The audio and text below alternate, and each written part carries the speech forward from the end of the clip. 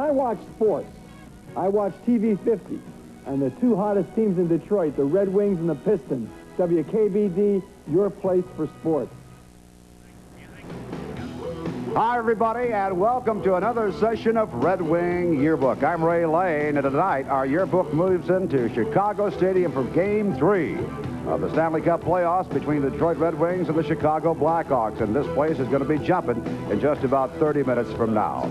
Well, I guess if you look back, well, looking back maybe 7 months ago when the Red Wings went to camp, so much has happened since that time. On and off the ice for the Red Wings, yes, they did win the Norris Division title, repeated as champions again. Now they move into the playoffs, and did you ever think that maybe Detroit would be 1-1 against the Blackhawks for game number 3 in Chicago? Coming up on our yearbook, well, we're going to talk about the players, with the players, about what's going on this season, about the particular playoffs going on right now, a visit with both coaches, all those coming up right here on Red Wing Yearbook.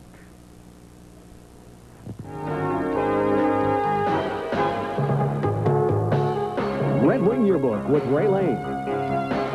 Brought to you by Eagle, makers of Premier, Medallion, and the all-new Summit. Only at your Jeep and Eagle dealer where you can expect the best. By Budweiser, Beechwood Age for that clean, crisp taste. This Bud's for you. By Star Steel, celebrating its 70th anniversary. And by Wolverine Oil, a new Wolf's Head motor oil distributor. And here at Chicago Stadium, both teams on the ice for their pregame practice and loosening up period. And then we'll go back to the locker rooms, take a pause that refreshes, and then get all set for game number 3. Thinking about while those players are on the ice, at least for some of the youngsters, when they went to training camp in the first couple of weeks of the season, of what their individual goals might be. Sure, some of those youngsters then were shipped on down to Adirondack, did not play a full season with Detroit. A couple did. And then brought back up before the end of the regular season in time for these playoffs. And also, this would hold true for the veterans, too. Veterans that have been around with the Red Wings the past couple of years, guys like Gallant, guys like Klima. But how about a newcomer like Paul McLean, who had achieved such great success out west?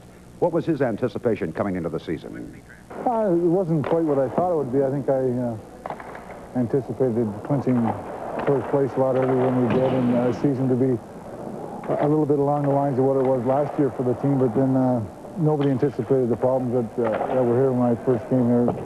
The off-ice stuff with Bobby and Peter and stuff, I think that had an effect on the team. And anytime you lose 60 goals for most of the season, it's going to hurt your team. And we were fortunate we had enough people that kept coming to play with a lot of character and managed to get first place again this year. But I think everybody anticipated an improvement on our point total from last year because of the people that we'd added and the way other people have matured, but it just didn't work. I still thought I could have done a little bit more. I didn't work as well defensively, I thought, and I could have done a little bit more defensively, I thought. But you are one of the leaders of this team. I think you lead by what goes on the ice.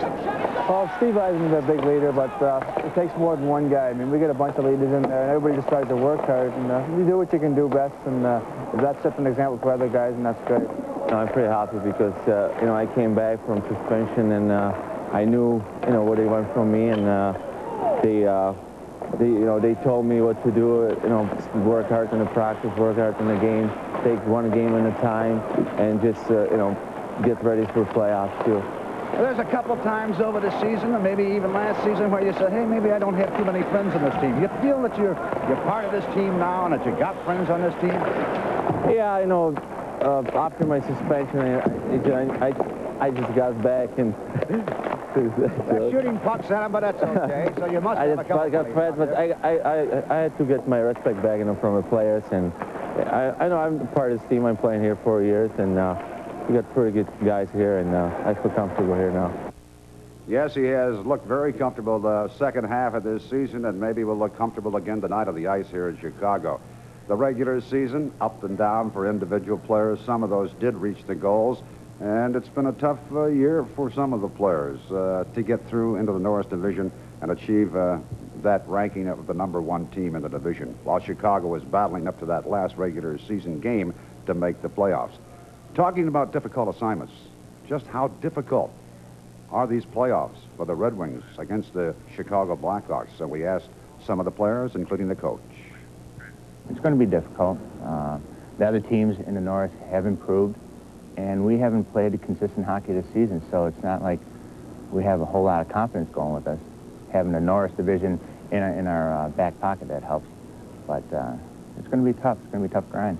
Aside from winning 8 games, we have to play a lot better defensively than we have, I think, all year. I think we gave up over 300 goals, and I don't think we're happy with that statistic. But if we play our disciplined, patient, Red Wing hockey of making sure we don't beat ourselves, I think we're confident we can beat anybody in our division. We just don't want to take a long time in doing it if we possibly can, so we get a little bit of rest. You know, it's going to be crucial for you know, our other centermen like Adam and Sean Burr and Shabby to come through for us in the playoffs, because you know they're going to be checking Stevie real tight, and we got to have good goaltending. I think that's a key to any season, and our guys have been playing you know, playing well all season for us. So I think good goaltending and our second, third, and fourth lines, I think, are going to be the key. Anytime in the playoffs, it's always going to be a low-scoring game. You know, we got to win those games. When you get a lead going in the third period, like 3-1 or 4-1 or 2-1 or whatever, we got to come out of the game winning the same score. You know, we got to just shut teams down. That's the big thing in the playoffs. If you shut teams down, you usually win. Well, I think every year is a challenge, and we face a challenge in a very professional manner, in a professional way. And you know, I look at this team here, the Red Wings, matured now, knowing what it takes. We're going to have a couple of young kids on defense who are going to see different type of hockey than they did during the regular season and weren't there last year. And they played enough this year to be ready. And I look at this team getting good goaltending we have in the last 2 years in the playoffs, and I feel very comfortable. With that in mind, the Red Wings came on strong in the opener in Detroit last Wednesday. 19,569 fans were in the playoff mood at Joe Louis. The Red Wings carried the attack, and in a whistle-free first period, Peter Klima gave Detroit a 1-0 lead. Before the end of the period, Dave Barr, on a strong move, got the puck past Elaine Chevrier. A Chicago power play was successful in the second period, and for young Adam Creighton, his first playoff goal. What turned out to be the deciding goal was off the stick of Dave Barr late in the second period. Halfway through the third, Dennis Savard closed it to within 1. But the Wings, checking the rest of the way, proved a dividend for Greg Steppen.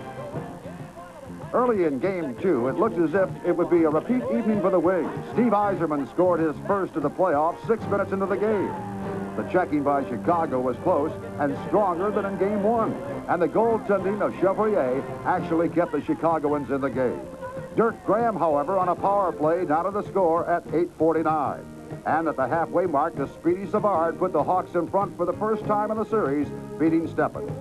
2 minutes later, Oates and Chason on the Wings power play spotted Yzerman, and Steve had his second, 2-2 after 1.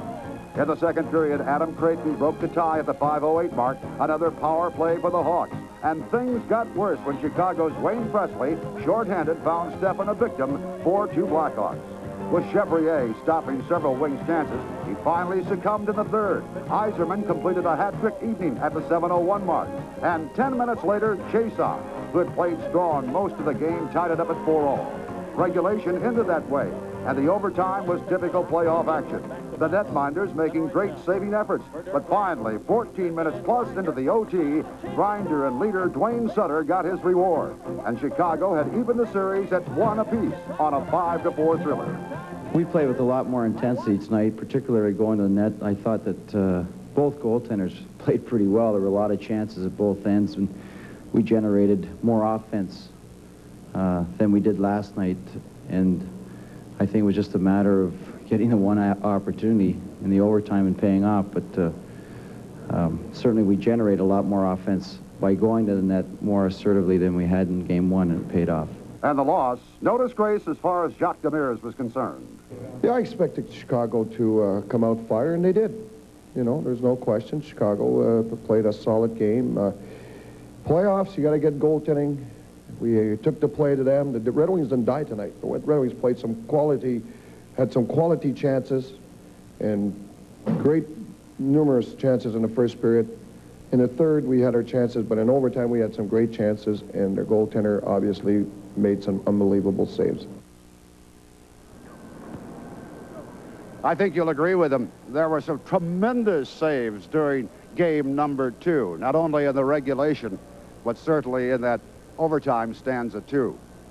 These are the seats at Chicago Stadium. You fans that remember Olympia Stadium in Detroit, same vintage, just about the same amount of seats in there, maybe 17,000. They can stretch it a little bit. Sort of a quiet right now. Well, we do get a little of the PA system and a little music, just sort of building up to a crescendo, because when that first puck is dropped, no other stadium in the country or in North America breaks out to mayhem like it does in Chicago Stadium. And you'll see for yourself right after we take this brief timeout. And now the climactic rush to the championship. After 4 1/2 minutes of overtime, Metro Christi a pass ahead to Glenn's Cove. The puck comes off the corner of the rink to Tony Ledwig. Ledwig's shot deflects off Doug Harvey's thumb into the net. And the Detroit Red Wings win the Stanley Cup.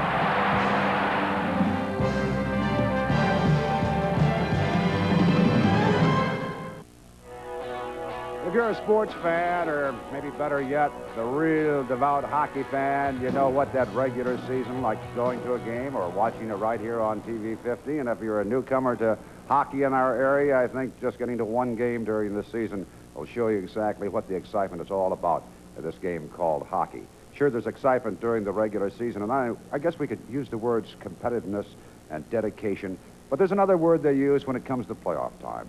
And it's called intensity. Maybe it's an overused word, but it affects every player on the roster, every member of the coaching staff. And for a veteran and the captain of the Detroit Red Wings, Steve Yzerman, that word means something to him. He's affected by it. High intensity is the word.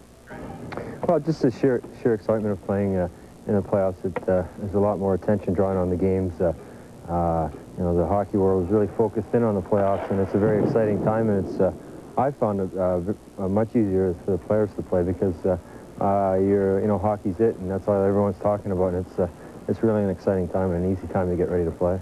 Don't you feel, besides the #1 line, which you're the high scorer, that you're going to have to get some scoring from the other lines?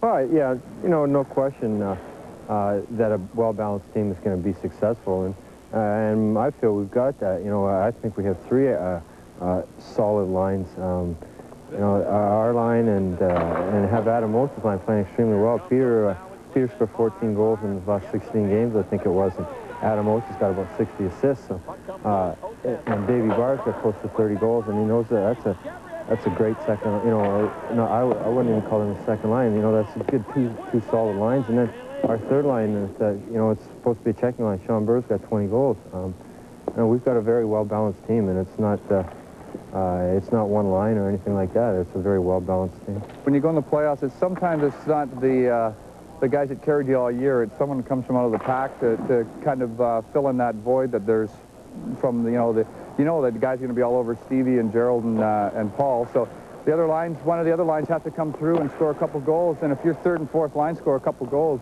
you know, that's a big plus for your team. And you are a physical player. In the playoffs, you've got to do some of that too, don't you? Yeah, everybody does. I mean, all 20 guys in our team are physical players. You know, anybody can be a physical hockey player. It's not hard to do. It's just that we got to do it consistently. You know, it's got to be 1 or 2 guys on every line. Every time there's a line on the ice, it's got, you know, you just can't turn away in the playoffs. You always got to you don't have to, you know, run the guys to the boards, but you always have to take your man out of the play. You know, you bring up an interesting thing. Can you afford to gamble on penalties in the playoffs? Well, yeah, you have to watch it, but you can't say what you're going to do. Each situation, you know, sort of dictates itself. You can't say, well, no, I'll drop my gloves faster now, I'll drop them then. It's just it's what happens in the game, and it's sort of what your temperament is at the time. When you play 80 games, you could lose 3 in a row. You don't like it, or 4, but you could always redeem yourself because it's a long season. In the playoffs, you lose 2 in a row. You put yourself in a real tough situation, so the intensity picks up. And the guys drive on playoffs. I love playoffs. For me, fortunate to be in my 3 years in a row in the Final Four. It's a great experience for a coach, too. Your confidence as a coach is at the maximum. You know, you feel good about yourself, and you relate that to your team. And I know this young team felt good about themselves. They got a lot of good taps on the shoulder from Detroit here for going to the Final Four the last 2 years. This year, we'd like to do better. If we do what we have to do, go into the Final Four. We'd like to do better. It means possibly get to the finals. Not going to be easy. It's never easy to win a Stanley Cup anyhow. But we have a lot of matured young men here who, as I indicated to you, have been there. And go back just a week ago. Was it going to be Minnesota? Was it going to be St. Louis? Well, we knew it wasn't going to be St. Louis. Maybe it was going to be Toronto. But it turns out on the final day of regulation, the final evening, Chicago wins it, and they go into the playoffs to face the Detroit Red Wings in the first round. The Red Wings have not had great success against Chicago during the regular season. Earlier this week, Jacques Demers says, hey, throw out the regular season. But the Wings do respect the Blackhawks. Here are some of the reasons why. The Chicago club is a well-coached team. They're very difficult to play in their rink. Very tight checking. They play more physical in Chicago than they do here. It's a lot smaller rink. It's almost like a pinball machine. You can't help but not to run into somebody. And I think in the past games during the regular season, I found a lot of pucks being dumped into my corner, wearing me down, making sure they finish the check on me so I can't follow up in the play. And it's kind of a compliment to myself because I take it as, well, I'm playing well, and they want to, play the body on one of the better guys on the team. You sound as if when you play Chicago, you know you're going to get plenty of work. Oh, I know I'm going to get a lot of work. They got a great power play. It seems like a monkey in the middle chasing the puck all the time, and then even strength, I'm out there quite a bit. And they got a good offensive team. They can score a lot of goals. I realize we're going to have a lot of pressure in our end. And, it's a hometown team, too, I hate to lose them. You got to kind of up your game another notch, pick it up another step, because there's not going to be a whole lot of room on the ice, and playoffs are a tight-checking style of hockey, and I think we're prepared for the playoffs. We've been there the last 2 seasons, and most of the guys have been through the same thing, so we're ready, and we got a lot of good leaders and a lot of guys that know what we got to do, so we'll be all right. And in Chicago, I think they're a very well-coached team. They're very well-disciplined. They've enjoyed a lot of success against us. They have I don't think anybody really expected them to do as well as they did when Denny Savard got hurt. I think their team played better without them than they did with them all year. So we have quality people, and Larmer and Dirk Randles gave us a hard time this year, and if they get the goaltending in there alone. And there's no question about it that certainly Chicago got the goaltending in game number 2. I'm on one of the highlight spots of Chicago Stadium. This is the organ loft. Nancy Faust is the organist, and nice to see you. You've got quite a role here. Welcome to my loft. And I'll tell you what, you sort of keep these people in a frenzy, don't you? Well, I don't think it takes much. If anything, maybe I try to calm them a little bit. The fans here in Chicago are a pretty wild group. All right, can you sort of calm us down or pep us up as we get all set to talk to Jacques Demers? By all means, how about a little hail to the victors for the great job you did? We'll do that right now as we get all set to go into our break, and then we'll be talking with Jacques Demers. All yours, Nancy.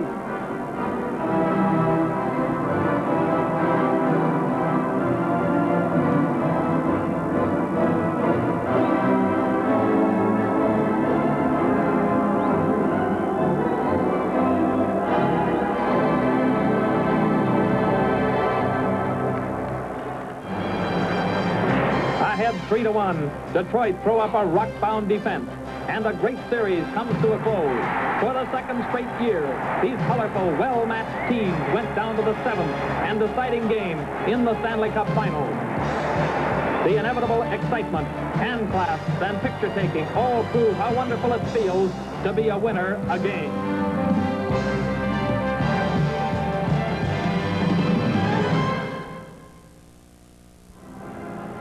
And just a few minutes from that first face-off to get Game 3 underway, a man who has talked already with us about intensity. How do you approach this one, Coach?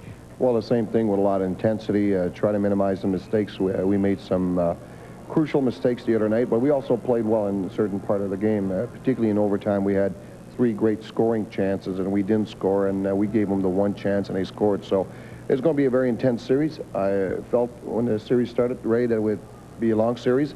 And I still maintain that's the way it's going to be. Chicago is a good hockey club against us, and they got a little bit of fire going in them now, and we're going to have to be ready for them tonight. About adjustments for this game as far as your team concerned and personnel?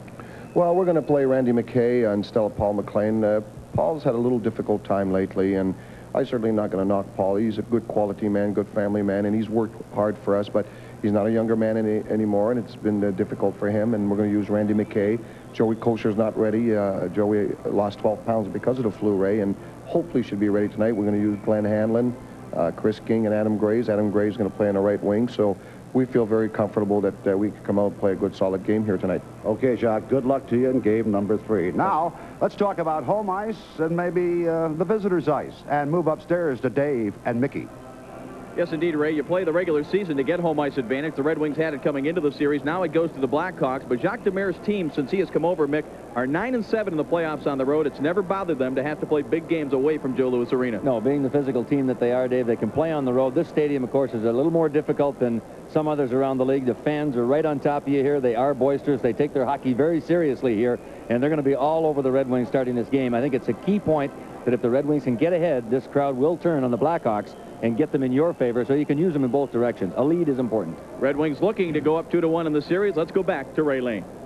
All right, Dave and Mickey, thank you very much. I know you gentlemen are getting ready for the play-by-play and all the color that goes with game number 3. And speaking of game number 3, Red Wing fans have moved into the Chicago area at the Chicago Stadium. And just a threesome right down there that is only part of the aggregation that's on hand for this one. But they will definitely be outnumbered and vocalized here at the Chicago Stadium for game number 3.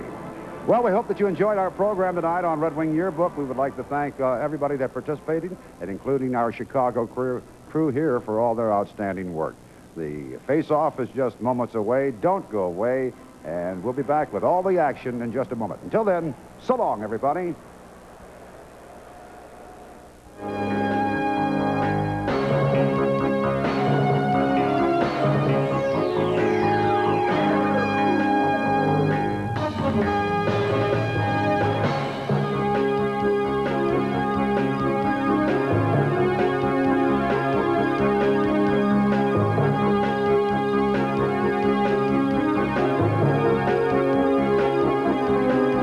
Yearbook with Ray Lane. Brought to you by Eagle, makers of Premier, Medallion, and the all-new Summit. Only at your Jeep and Eagle dealer where you can expect the best. By Budweiser, Beechwood Age for that clean, crisp taste. This Bud's for you. By Star Steel, celebrating its 70th anniversary. And by Wolverine Oil, a new Wolf's Head motor oil distributor. First round Stanley Cup playoff action between the Detroit Red Wings and the Chicago Blackhawks is next on WKBD TV 50, your place for sports.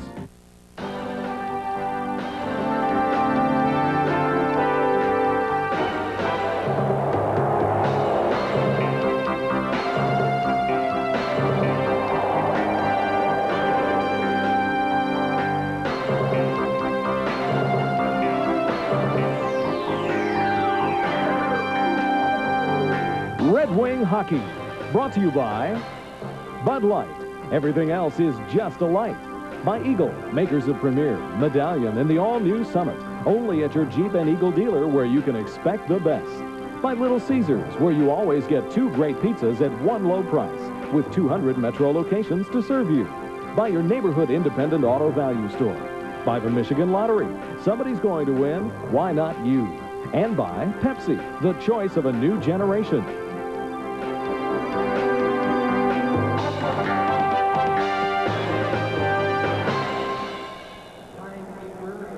We're live at Chicago Stadium for Game 3 of the North Division semifinals. The Red Wings and the Blackhawks are tied at a game apiece. Hello, everyone. Dave Strader along with Mickey Redmond. Mick, we heard in the Red Wing Yearbook hosted by Ray Lane, a lot of the players talking about picking up the intensity. If it's at all possible, it feels like in this building the fans have picked up the intensity for this playoff game. They sure do it here. I don't think there's any problem with intensity levels. Both teams have really had a lot of it in both games. I think the Hawks lacked a little bit in one game, and it cost them. But both teams in Game 2, the overtime game, I think played with great intensity. The goaltending, as Jock talked about, was great at both ends. And, of course, these fans at Chicago Stadium will be hollering from about 3 or 4 minutes from now all the way through the night. But I really think it's important if Detroit can jump on the Hawks early, get a lead, they can take the crowd out of it, and they need to do that. We're going to take a look at 2 Red Wings, and we're featuring them for 2 different reasons. Gerard Gallant has been a key guy all season, but he has not performed well in this playoff series. Randy McKay, as we heard in the yearbook show, is going to replace Paul McLean. For McKay, his second playoff game, Mick, but his first time ever at Chicago Stadium. Yeah, it'll be a bit of adjustment for him. He's a rugged kind of a player. I thought he played very well in Game 1. Could have scored a goal, as a matter of fact, playing with Yzerman. But Spuddy Gallant has struggled a little bit. They need to get him going. He's got the big shot. He's got to get inside that blue line and start hitting the net because he can score goals with the best of them. Game 3 coming up next between the Red Wings and the Blackhawks, live on TV 50.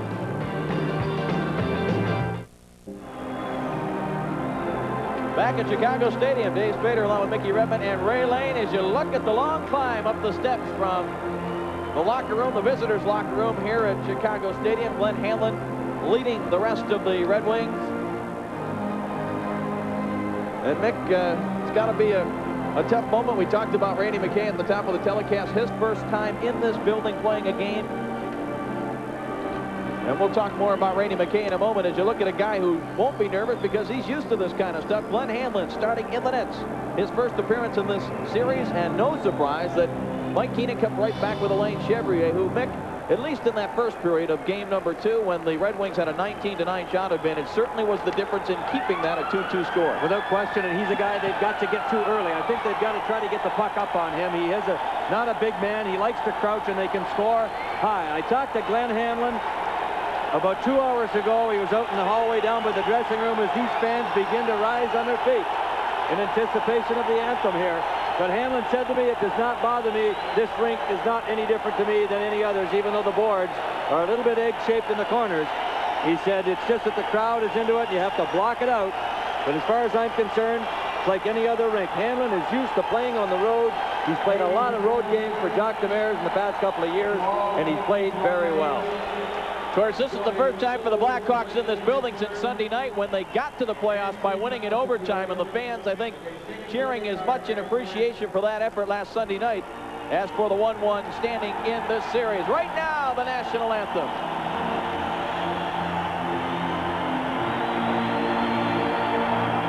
Oh, say, can you see by the dawn's early light what so proudly we hailed at the twilight's last gleaming, whose broad stripes and bright stars through the perilous fight o'er the ramparts we watched were so gallantly streaming, and the rockets' red glare, the bombs bursting in air, came through the night, that our flag was still there.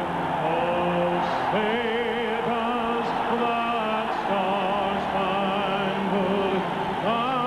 banner yet wave o'er the land of the free and the home of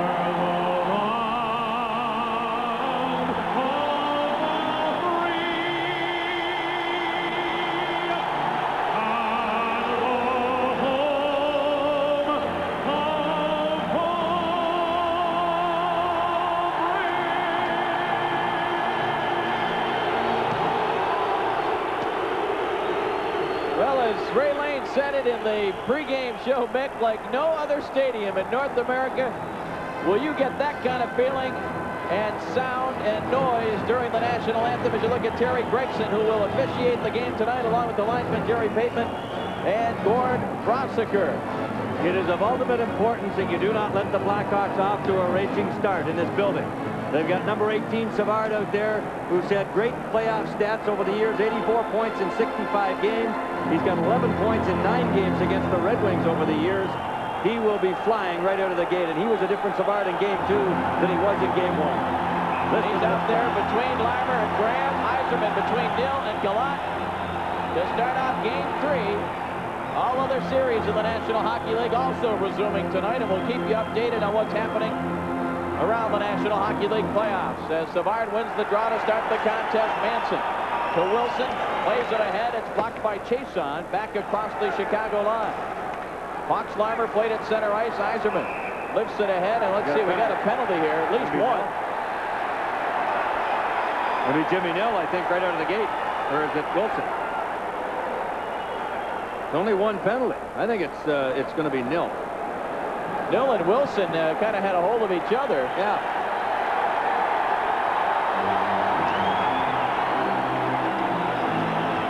Kind of a strange call to start things out 11 seconds into the contest out near center ice.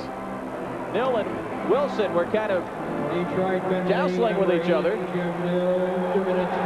Well, he gets a holding call. This has been a big factor in this series, Mick. The Chicago Blackhawks are 3 for 10 on the power play in the series, while the Red Wings just 1 for 9. The Hawks scored a couple with a man advantage in Thursday night's 5-4 overtime victory. Doug Wilson starts it ahead. Big Adam Creighton out there. He's a key guy. Savard fakes the shot. Checked there by Norwood. He's able to clear. Savard wants to go tonight. You can just see it in him. He's jumping. He's up on the toes of those skates, and he's fired up. He's floating about 4 feet off the ice right now. And he's got the puck. Carries across the Detroit line. Holds up. Oh, pass intercepted by Eiserman. He's in. Eiserman in on Chevrier. Oh, he hit the crossbar. He beat Chevrier and hit the crossbar, and back comes Chicago. Now it's broken up by Norwood. That was Savard that gave it to him as well. Right square off the pipe. Manson now center ice, trying to get going. Lost his footing, but dumped it into the Detroit zone. Zampa wheels and clears. Boy, I'm telling you, what a goal that would have been to score in a shorthanded fashion as well, and get on the board early. That would have really shut him down here. Here comes Hudson, who played a strong game Thursday night, dumping it in to the corner. Hamlin out to play it. Up the boards, Burr couldn't get it by Dirk Graham. Lets the shot go. Loose puck. Hamlin stops it, and Burr will clear the rebound. Burr punches Graham and gets away with it right in front of Gregson. Back the other way, Presley now for Troy Murray. He lost it. Presley got it back, and now it's cleared by O'Connell. What a feeling. I mean, do you believe this building? What a feeling to be sitting in here with this noise and excitement. Down to 20 seconds left in Nils' penalty. Dirk Graham, the captain of the Hawks, across the line, back for Trent Yanni. He's got a man open. Manson tees it up. Loose puck. Let's see what we got. Whistle and blown. Hanlon's got it in the midsection. Actually, it's dropped down now between his legs, but Sutter right in the middle of it again. He was your overtime goal scorer in game 2, his first overtime of his 10-year career. Here's the steal by Eiserman right off the stick of Savard. Chevrier commits himself early. Stevie got it up, and it went square off the front of that round pipe. Look at that. Here's a good look at it from right behind. See, Chevrier, he might even have got a bit of a piece of it as it when it looked like it may have gone off his left arm and ricocheted up off the pipe.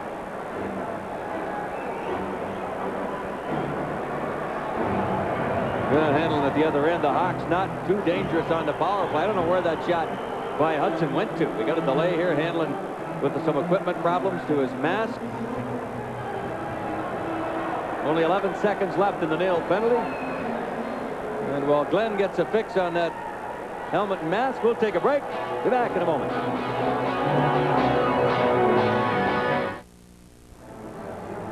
Back live at the Chicago Stadium. No score in the hockey games. Exactly 2 minutes in. Red Wings with a penalty right out of the gate. Jim Nill with only 11 seconds left here. And we've got a bit of delay as Glenn Hanlon now. Mark Brennan out working on Hanlon's mask and helmet. All other teams in playoff action tonight. Right now, let's go down to Ray and find out what's happening. Okay, let's check it right now. Second period. Those other games you're talking about, Washington and Philadelphia 1-1. You see the series all tied up at 1 apiece. And Hartford has got on the board first against Montreal 1-0. Second period. Canadians, of course, coming into this game 2-0. Now back upstairs. All right, thank you, Ray. And Glenn Hanlon still having a problem with the mask. I'm not sure how much longer that Terry Gregson can give him to get this thing fixed. Yeah. But he apparently has it. Maybe his satisfaction. His fishing fly maybe came undone. Yeah, that's what it is.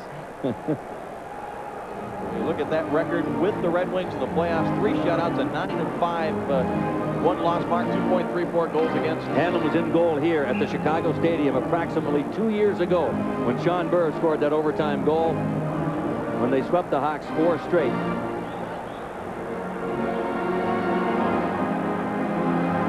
Chabot taking this face-off against Troy Murray, number 19. Murray was one of the 2 players, Nil the other, that got the high-sticking major and automatic game misconduct in the first period of game 2. Draw comes to Bob Murray, trickles through just wide of Hanlon.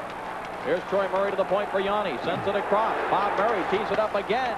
Save Hanlon, and who was that? Sutter that took Sutter again, see? Now it's going to be Sutter and Norwood unless the linesmen get in there too quickly, and they do. Hanlon got slapped in the face by Sutter's stick as he was in the crease, and Sutter's doing what he does best, agitate. He's one of the better ones at it. He got Eiserman to take a penalty the other night, ran into him. Stevie slapped him in the back of the head as they parted and got a call with a minute and a half to go in regulation time, and the score tied. And right here, a shot from Bob Murray as the Red Wing penalty expired. They tried to get a piece of it. Hanlon got it up and caught it. And then watch the stick of Sutter right there, right across Hanlon's neck, although he was banged by Norwood at the time. They threatened each other in goal to the penalty box. Coincidental minor penalties. Roughing to Sutter and Lee Norwood. Penalty to nil has expired, so the Red Wings come out now with face-off deep in the Detroit zone. Burr, Oates, and Barr. The Bears invariably will have two centers out there for a face-off in the defensive zone. Burr will take this draw, loses it though to Savard. Here comes Manson cutting in. Put it right in front. Savard saved. Loose puck came right out in front. It's batted out of the air by Dave Barr. Holy mackerel! 3 pops at it, and Hanlon got them all. Manson back deep in his own zone. The Hawks have all 5 shots so far. Now they give them 6. Of course, the Eiserman chance to hit the crossbar is not a shot on goal. Hanson dumps it in. Hanlon able to stop it. He'll play it himself up the boards. It got by Wilson, but Savard hustling back to get it. Denny Savard has been on the ice virtually the first 3 minutes of this period. Of course, the Hawks with that power play. O'Connell blocks it, looked out, and Savard just missed it. Kaysen sends it up the right side for Oates, or rather Barr. Barr going up the right side. Dumps it in front. Klima couldn't quite get there, and here comes Savard back the other way. Savard across the line. Makes a move on O'Connell, tried to do the spinorama move. Now Presley back to the line. Doug Wilson shot blocked by Barr. Penalty coming here to Gilbert as he touches the puck. He dumped. Got a high stick on Kaysen. One time you might want to hope a guy's cut. Hate to say that, but Gary Gregson taking a pretty good look at him. Is it 5 or not? Could be a 5-minute major in a game as conduct. I don't think so, though. No big argument for Bob Murray, and it'll probably just be a 2-minute, 2-minute high sticking call. Or slashing. And the Red Wings get their first opportunity on the power play here. The Hawks have had one. Unsuccessful. Greg Gilbert, the former Islander. Watch the stick come up if you can see it. No, it's not right there. That's the scramble a moment ago. There's one shot. There's another shot by Savard, and a third shot right there. I don't know who took it. And Glenn Hanlon got them all. 3:14 the time of the penalty on Gilbert. Well, we got 3 former Islanders here. Conroy, Gilbert, Basson. Hawks made several trades this year, an acquisition. None greater than Alain Chevrier, the goaltender who played so well in Game 2 for future considerations in January. And there's a move by Savard that should get serious consideration. Eiserman hook penalty. Penalty coming right here. They got to give it to him. Oh, they already blew it down. So it will be a 2-man advantage for the Red Wings. 2-man advantage. Eiserman made it happen as he busted through the defense. Gregson was forced to make that call. 3:27, so just 13 seconds into the Gilbert penalty. Wayne Presley is going to go off. Now Oates, Kaysen, Eiserman and Barr together trying to figure out their strategy. Face off to the left. Now, here's a look at the move on Manson. He tries to play the puck and not the body again. And there's the hook from Presley on Eiserman going in for the backhand. 5 skaters to 3. You've got to score in these kind of situations, especially in a game on the road like this in Chicago. Eiserman will take the face-off against Mike Hudson, the rookie that's playing in just his 3rd playoff game and has done a great job on face-offs against Eiserman. This one, though, Eiserman wins cleanly to Oates, sends it to Chason. 2-man advantage for Detroit. It comes back to Chason. They've got to have a mismatch inside. It's 3-on-1. They've got to move it in there. Eiserman goes to Chason. Quick shot blocked wide. The line is checked, but he gets it back. Chason moves it quickly to Oates. He's open, gets to Yzerman. Oh, he gave it back to Oates, tried to, and Hudson cleared. Jock's wondering what's going on out there. Why is he putting it back there like that? Minute 15 left in the two-man advantage. And the Hawks challenging the Wings out high on the power play. Well, if they do that, they've just got to move it past them. Simple. Here's Gallant. There it is. Tayson. Oh, save made by Chevrier. Tayson in deep for Barr. Barr trying to keep it alive. It squirts to the corner now for Yzerman. Wings have it spread out again. Got to go to Tayson on the far side, right through Gallant. Now it goes to Barr. He got tripped up. Wilson able to clear. Bit of a bad break there. Barr actually tripped over Chevrier as he came out from the side of the net. 40 seconds left in the two-man advantage. Oates will carry across the line. Gallant heads for the net. Oates the quarterback. Moves it to Yzerman. Got two guys open in front. Across for Gallant. To Barr. Good. Score! There it is. There it is. It had to be a mismatch. It had to be there. And finally they got it. All three Hawks. I mean, I don't know what they're doing. Gambling out deep at the point. They left both Barr and Gallant alone with Chevrier. And not only is it 1-0 Detroit, they're still on the power play because the first play or the first penalty does not expire. It didn't expire before that goal was scored. Dave Barr's third of the series. So you had three Hawks right there. That's all they got. And it took Barr 2 pops to get it, mind you. I think. Hard to tell. Chevrier did get a piece of it. See that? There's three Hawks out there, nobody home. Does it get through? Yeah, it hit the stick and got through on one.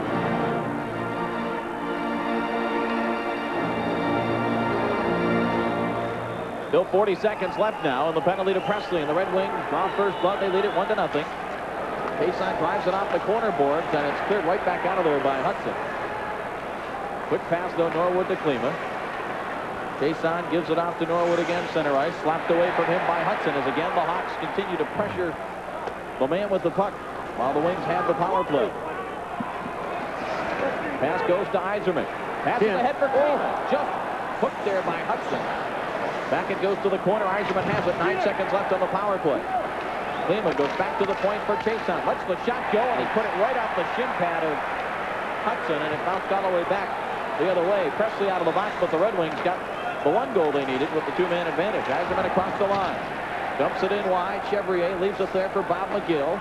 McGill clubbed it up the boards there. Klima to Oates. Out to Delorme. Deflects it to Zambo. Lets the shot go deflected just wide of Chevrier. Here is Yzerman. Wings still with the pressure on. Oates, good job to knock it down. Backhands it right through the goal mouth. It comes to Zambo at the left point. He'll play it in deep for Oates. Out in front. Klima. Save. Rebound is there. Oh, that's close to being a delay of game. He covered the puck right up. Doug Wilson did. Pulled it in under his body. Third playoff scored by number 22, Dave Barr. Assisted by number 17. Good scoring chance here. Nice setup from Oates back to Klima. Short side, bad angle, but he drilled it, and Wilson alertly covered it up. 1-0 Detroit. See the Red Wings stats when scoring first versus Chicago during the regular season. They were 2-1-1. And they've drawn first blood here on the power play goal. Quick shot off the faceoff by Torrey Robertson. Deflects over the glass as Robertson and McGill having some words. We get to the scratches here, Mick. Steve Thomas and Mike Eagles, who have yet to play in this series for the Blackhawks, are still out. Dan Vincelette, Brian Noonan, and Keith Brown, who was injured in Game 1. For the Red Wings, Dale Krentz, Tim Higgins, Jeff Sharp with Paul McLean, and Joe Koser. Koser has recovered a bit from the flu, but still very weak as a result. Hasn't skated in nearly 10 days. Well, that's it. You got to remember he got the last 2 games off. Give that hand to rest against Minnesota and St. Louis, so really he hasn't been in action for about 10 days, and I think there's a chance he could play tomorrow. It'll probably depend on the outcome of tonight's game. Bob McGill starts it out from the side of his own net. Hawks able to clear. Adam Graves drives it right back into the Chicago zone. Chevrier leaves it there for McGill. Now it goes to Conroy. Plays it ahead. Nobody could get it for the Hawks. Graves tried to move it to Robertson. Now Berg just deflects it up into the Chicago zone. Hawks, Wayne Presley sends it across. Burr stops that, sends it right back in. The Wings taking away center ice here in the early going. They sure are. Standing up there and getting on the Hawks like the Hawks were doing to Detroit in Game 2. Graves just being careful, making sure that he clears the zone. Doug Wilson back at his own line. The other way for Presley. Good thing the line didn't hit him. It would have been interference. Presley with a hit on Graves. Now here's a steal by Savard. Savard cutting around behind the Detroit net. Wheels out. A backhand shot. It's gone. Or didn't it? It didn't. No, I think that's a stick. That's somebody's stick stuffed in there. And the black tape, there is going to be a penalty. Oh, that's what Gregson. I looked at Gregson's arm. I thought he was pointing in the net, and I saw an arm go up. No, I think it was a Presley stick that went into the back of the net. And Zombo's going to go for a holding call. Denny Savard jumped on that loose puck. There's Presley and Zombo in front. Detroit penalty number 4, Rick Zombo. Stick. For holding at 7:06. Detroit penalty Zombo, 2 minutes for holding at 7:06. Savard's got the jump tonight. The thing went off at Presley's skate and lay right there for Hanlon to pick up. So a holding call on Zombo at 7:06, and the Hawks have their second power play. They didn't score on their first one. Red Wings leading 1-0. On a goal by Dave Barr from Gerard Gallant and Steve Yzerman, while the Wings enjoyed a 2-man advantage. Be careful right here, too. And 1 2-man advantage already for Detroit. There could be another. Here's Savard in the circle, fakes the shot, now peels back. Now he'll let it go. Handling the save. Chabot able to clear. Boy, these guys are so dangerous around that net. They just put the 2 guys off each goal post, and Savard's controlling the puck out in the deep slot. Here comes Savard, dancing on those skates. Everything jumping on him right away, Chief. It's exactly what Wilson was doing to Yzerman, and here goes Yzerman again. Trying to get around Bob Murray, but Murray played him well. Doug Wilson takes over. Wilson drives it off the boards behind Hanlon. Creighton was moving up, waiting for the puck. Now Limer sends it back to Savard. He sends it across the Detroit zone. Bob Murray lets the shot go. Hanlon the save. And it goes to the corner. Back to Murray at the right point to Wilson on the left side. Doug Wilson moves it now to Savard. O'Connell challenges him immediately. And he's able to clear it to Yzerman. Yzerman, a 60-footer. Chevrier saw it all the way. Talking with assistant coach Colin Campbell, who works primarily on the penalty killing, he said they're going to challenge Savard tonight on that position on the boards. They felt he's been able to move in and control too much in the first 2 games with a man advantage. That's off of Presley and should come outside. You'd have wrapped it right off Presley's ankle. Yes, they are bringing the face-off outside the Detroit line with 48 seconds left in the Zombo holding penalty. Doug Wilson said in the papers here today that they want to rush Yzerman. He was doing it in game 2, actually leaving his position, left point position, to challenge Yzerman at center ice. And boy, what an opening that should create for the right winger. If he's coming late and pops into the hole and Stevie's being challenged by Wilson, he can dump it over to an open side and should get some scoring chances from there. Wilson center ice, 45 seconds left in the Zombo penalty. Now Dwayne Sutter has to come back center ice. Backhands it now to Presley across the line. Presley drops it back. Bob Murray wraps it behind Hanlon. He couldn't stop it. Hudson left it there for Presley. Being challenged by Burr. Comes back to the line. Wilson tees up the shot, blocked by Burr. Bob Murray sends it across.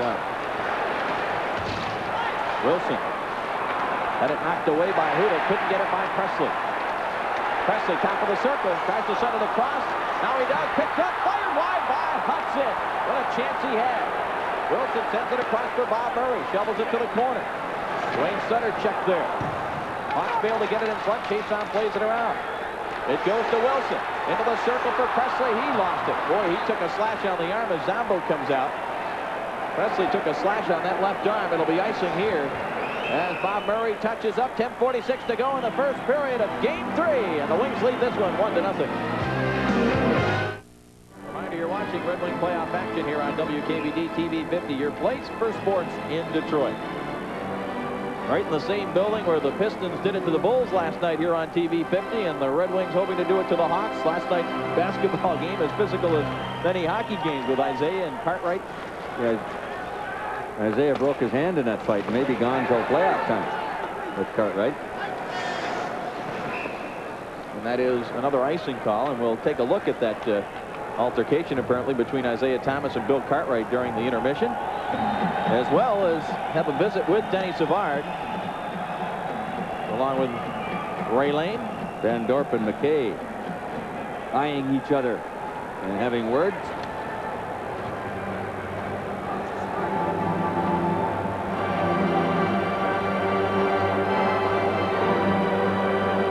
McKay out of Michigan Tech. Was never really a big goal scorer there, but well, he did the job in Adirondack in his rookie year. 29 goals, 63 points in 58 games. Came up and played 3 games with Detroit back in early February and hurt his knee in Winnipeg, the last game before the All-Star break. He is back now. Face off to the left of Hamlin, comes out top of the circle. Quick shot by Manson, deflected high off the glass. Yzerman able to clear. With Gallant and Basson now.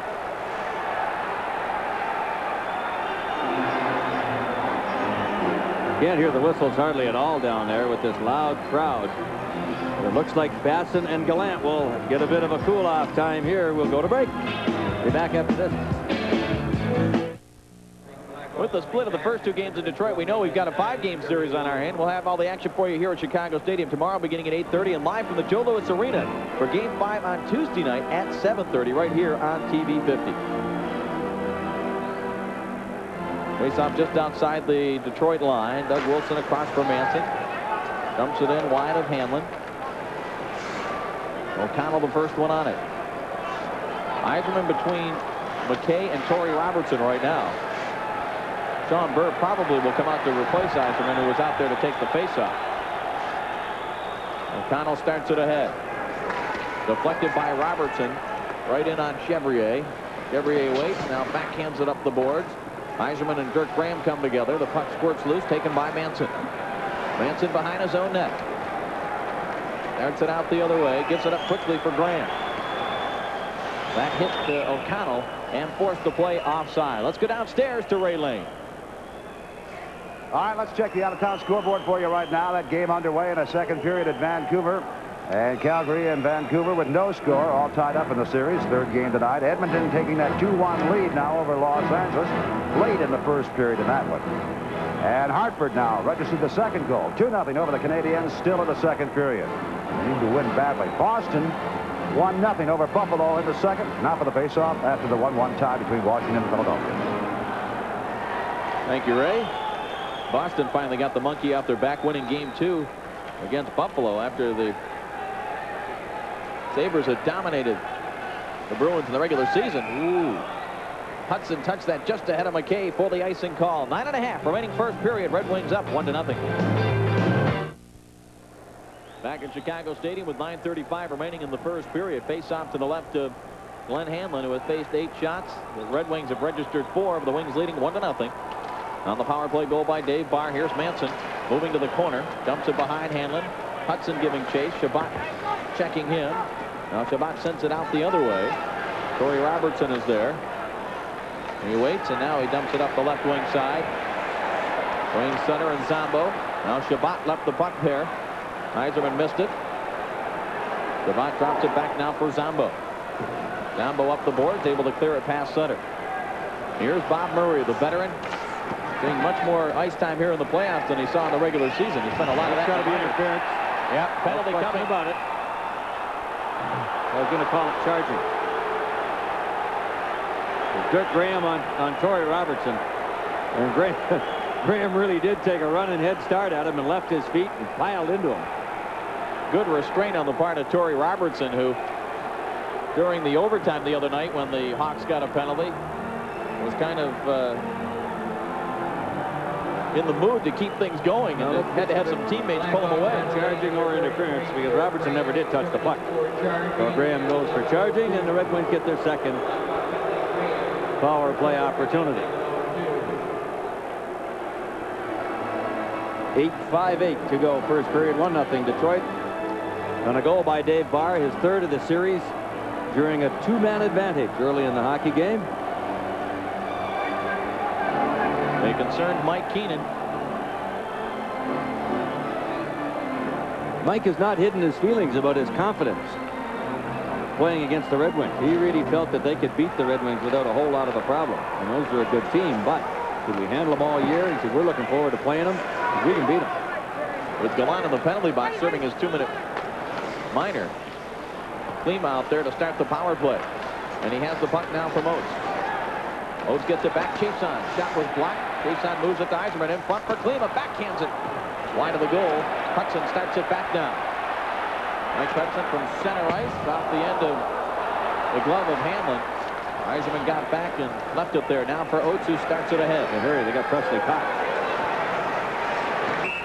And Dave Barr just offside on the play. Adam Oates, leading scorer in this series, 3 assists in game 1, 2 assists in game 2. Playing some of his best hockey in the playoffs as he did last year when he was the Red Wings' second leading scorer with 8 goals and 12 assists in just 16 playoff games.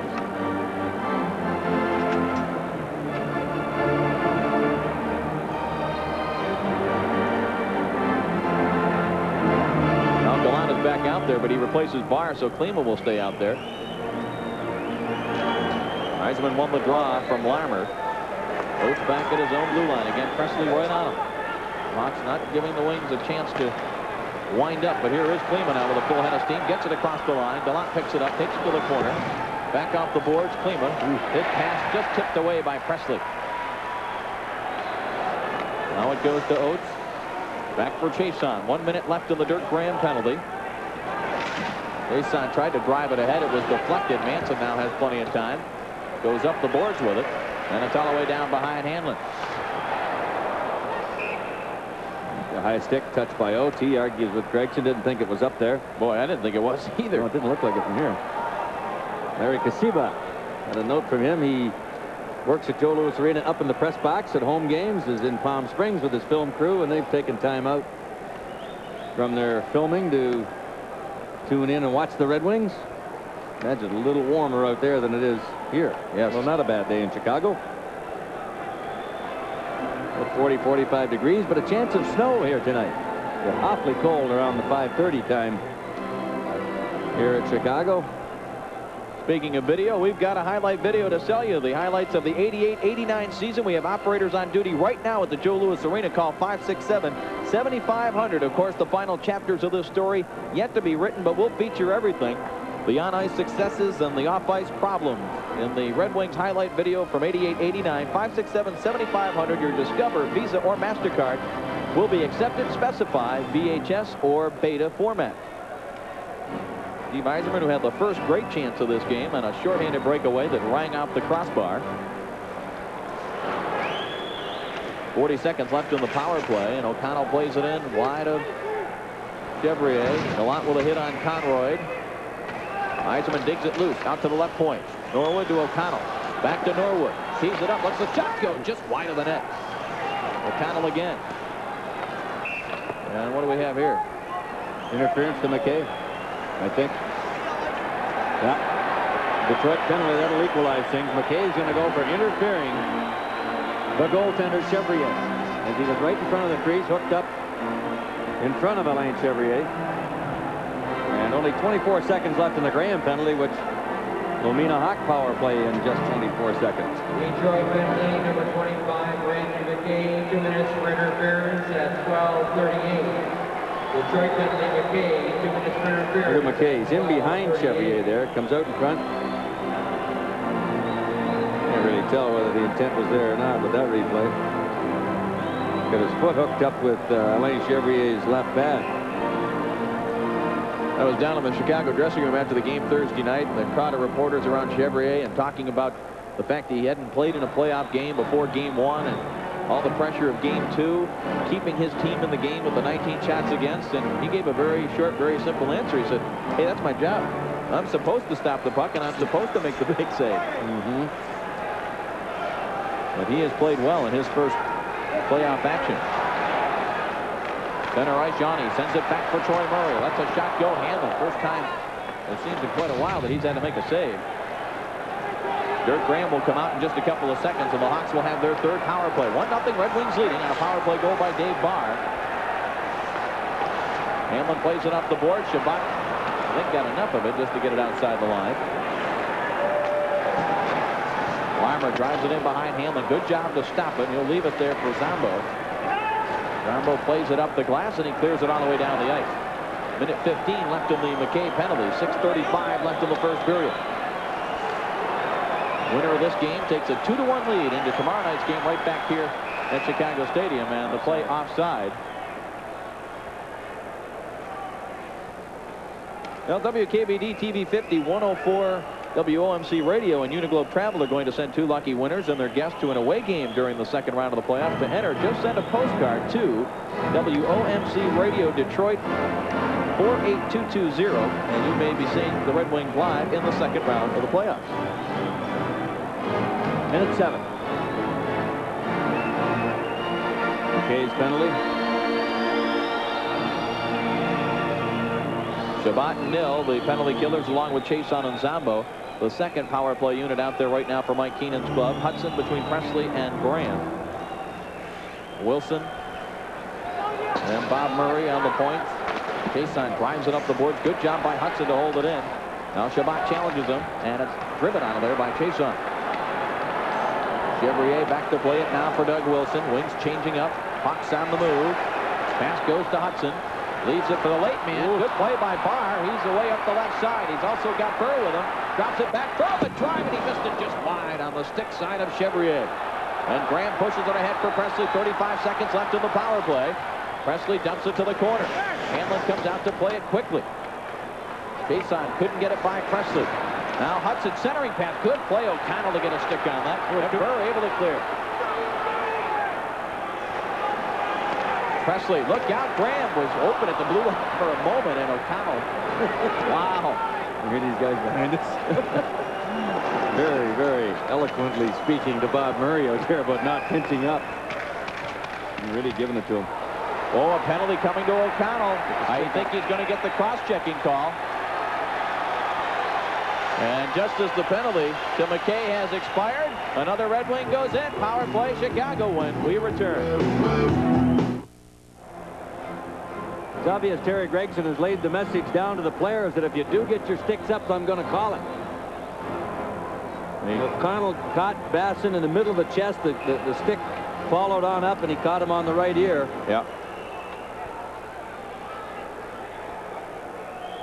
Face off to the left of Hanlon, so the Hawks, as you see, will have their 4th power play opportunity.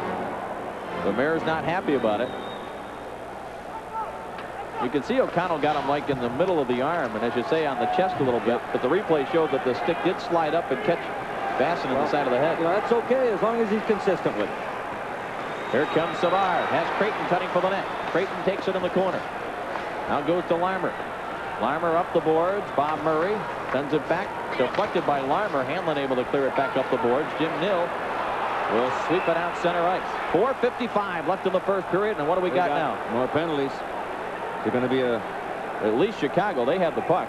Only going to be one penalty. Creighton for elbowing. Boy, not a good penalty for Adam Creighton. Again, you know, I didn't see it, but you know, if Gregson's giving him that message, I mean, the coaches are going to be upset, yeah, but they got to say to their players, hey, you know what the guy's doing. I mean, just smarten up to it and mind your own business out there and play hockey. There's the elbow, and there's not much question about it. So we see 4 skaters aside. But I mean, it's obvious. The guy's telling you this is the way he wants you to play the game, then you got to go by the man that's got the whistle and the striped jersey. That's exactly what the coaches are going to be saying now. Guys, he's calling everything, so just go out there and play hockey. Actually, that could be an advantage for the Red Wings being here in Chicago, that they're calling it that tight. Yzerman, Klima, Huda, and Chason. It goes to Klima. He just pushes it ahead. Yzerman and Chevrier. Oh, Yzerman gets there, but Chevrier just got a piece of it. He's still out of the net. Wings can't get it in front.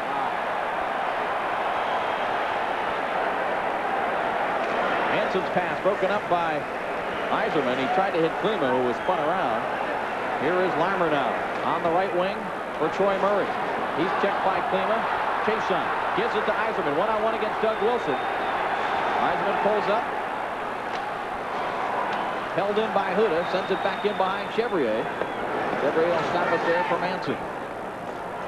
In 50 seconds, O'Connell will be out to give the Wings a brief power play as Oates steals and sends it back wide of the Chicago net. Manson goes to Doug Wilson. 4 minutes straight up left in the period. Wilson, dangerous pass, but got him through to Manson. Up the right side for Hudson. He'll just dump it in behind Hanlon. Hanlon sweeps it back up the boards. Bob Murray pinched in. Held it in. Now Zambo being hooked. He's able to fight off the check. Zambo starts it back. Gives it off now to Chason. Chason across the line. DeLon tried to pick it up, couldn't. Johnny sent it back for Dirk Graham. Oh, penalty coming there to Adam Oates. Boy, that is going to draw a reaction from the Detroit bench. Don McAdam can't believe it. Not much question about Graham taking a dive there. Watch him. Watch his feet just leave. Look, his feet just left him. Yes, he was hooked up under the arm, but he did what he had to do to get the call, Graham did. And look at the gamble here by Chevrier. He lost it by Yzerman getting there first. But as Yzerman tried to puck the puck past Chevrier, it hit the goal stick, and he lost it into the corner. So I guess Chevrier didn't lose the gamble completely. Well, it's a 4-on-3 power play for the Hawks for 9 seconds, and then O'Connell will come out. And then for another 28 seconds, it'll be 4-on-4 before Creighton comes out to again make it a power play, this time 5-on-4. 3:31 left here in the first period. Dave Byers' power play goal set up by DeLon and Yzerman. The only scoring so far. The Hawks had the first 6 shots on goal. The shots just 9-4 in favor of Chicago right now. The Wings haven't had credit for a shot quite a while. Here comes Larmer. Looking out front, he wanted Savard. Now he sends it across Savard. What a save by Hanlon. Oh, man. Right off the left toe. Point blank. You wonder how he missed it, and Savard's in. Savard being hooked, and a poke check by Hanlon. Hanlon out of the net. Manson, shot, save, Hanlon, and he hangs on. Wow. Oh. How he got Savard's shot, I'll never know. Larmer with a feed to Savard, point blank, 10 feet, and Hanlon was there waiting for it with that left skate. And then Savard up the middle, hauled down. They're looking for a penalty here, and there probably should have been one, but not this time, and Hanlon just barely gets back as Manson moved in, and he picked that one up. Ooh. That's goaltending there. 4 skaters aside for 6 seconds, then Creighton will come out, and it will be 1:23 left in the Adam Oates hooking penalty. 3 minutes even left in the period. We talked about Glenn Hanlon and what a factor he's been in the past 2 playoffs, especially on the road. He seems to win the big games on the road at playoff time.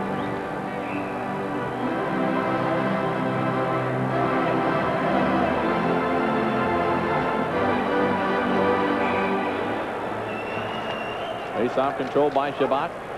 Jason has it, drives it around. Out of the box comes Creighton. Power play for the Hawks. Yzerman deflected it, but it's picked up by Creighton. Center ice, checked by Shabbat. It came across the line, still onside. Now Wilson moves it to the boards for Larmer. Larmer in deep for Creighton. Creighton behind the net. Here's Savard. Goes to Bob Murray. Sends it across Doug Wilson.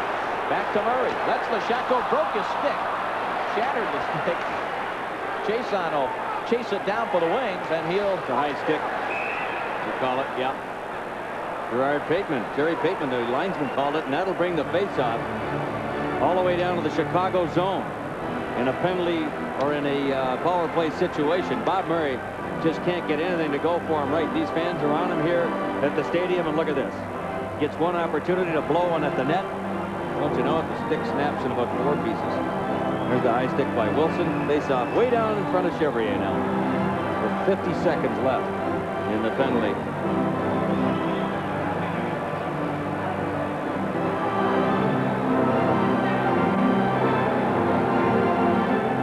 Adam Oates in the box for hooking Dirk Graham. John Shabbat playing well in the penalty killing role, along with Jimmy Nill. Burr on the face-off, lost it there to Savard. Bob Murray with a new stick. Darts it back, gives it off to Savard. Savard across the line. Right. Creighton was offside. And the Hawks starting to get a little bit frustrated here. With the man advantage, Denny Savard is Mickey talked about those great stats he's had in the playoffs. His goal in Game 2, his 40th in his playoff career in 65 games. So quite a pace. Let's go downstairs with a man keeping pace with what's happening around the league, Ray Lane. Okay, guys, we'll hurriedly check that board for you now. St. Louis has jumped up to a 2-0 lead over Minnesota. First period, no score still at Vancouver. And Edmonton leading by a score of 2-1. Montreal on the board now, 2-1. And still 1-0 Boston. And 1-1 still at Philadelphia. Back upstairs. Thank you, Ray. Doug Wilson holds it in for Savard now. 18 seconds left on the Red Wing penalty. It goes across Bob Murray. Lets a shot go deflected up high off the glass. Now Creighton dragged down by Zombo, but Savard controls the puck. Savard in the circle. Sends it across now for Bob Murray. Murray's shot was blocked in front. Comes back out near the line. Murray holds it in. Creighton! Oh, and right through his legs. With Savard. Right through his feet. And Oates is out of the box. Had the puck hit him as he stepped out. Center ice now. Barr slides it ahead. Oates drives it in behind Chevrier. Oh, what a chance. Minute Creighton 10 left in the period. It's Creighton and Savard with Hanlon alone, right through Savard's feet. Hanlon out of the net, plays it around. Dave Barr waiting there. Barr sends it in wide of Chevrier. Chabot and Graham got there at the same time. Now McGill. Checked by Oates. Good work. Oates trying to dump it in front. Here Chabot wheels and fires. The shot was blocked by Dirk Graham. Graham able to clear. O'Connell dumps it back into the Chicago zone.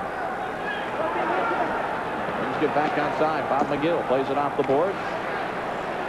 O'Connell center ice. Backhands it into the Chicago zone. Chevrier himself clearing it to Basson. Oates ties him up, but the Hawks able to clear the other way. Back into the Detroit zone. Here comes Hudson. DeLore trying to drive him into the boards. Now Dirk Graham checked by Chason.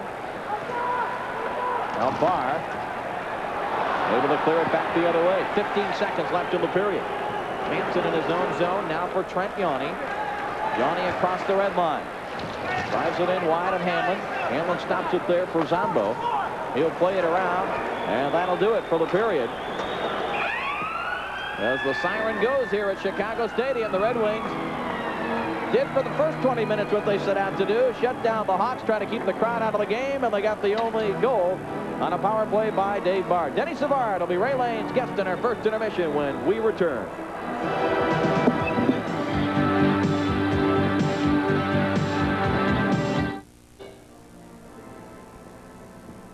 Back at Chicago Stadium now, the Red Wings leading by the tune of 1-0 thanks to a 5-3 advantage in the early going in the first period. 13 penalties called so far in that first period, and a lot of things being called and called closely. And the power play, as far as the Blackhawks have been concerned, on 5 occasions they've had a chance and nothing to show for it. So after the first 20 minutes of play, the Red Wings leading by the score of 1-0. 24 hours ago, we'll take off the ice away and put down the hardwoods. Basketball was played in there by the Detroit Pistons, and it was the Pistons and the Chicago Bulls going at it last night. Early stages of the game, and it was Cartwright and also Isaiah Thomas going at it early. Both tossed out of the game, ejected because of fighting. And that means also not only ejected and not scoring any points for the rest of the game, it also means that Isaiah Thomas has come up with a fractured bone in his hand from that fight.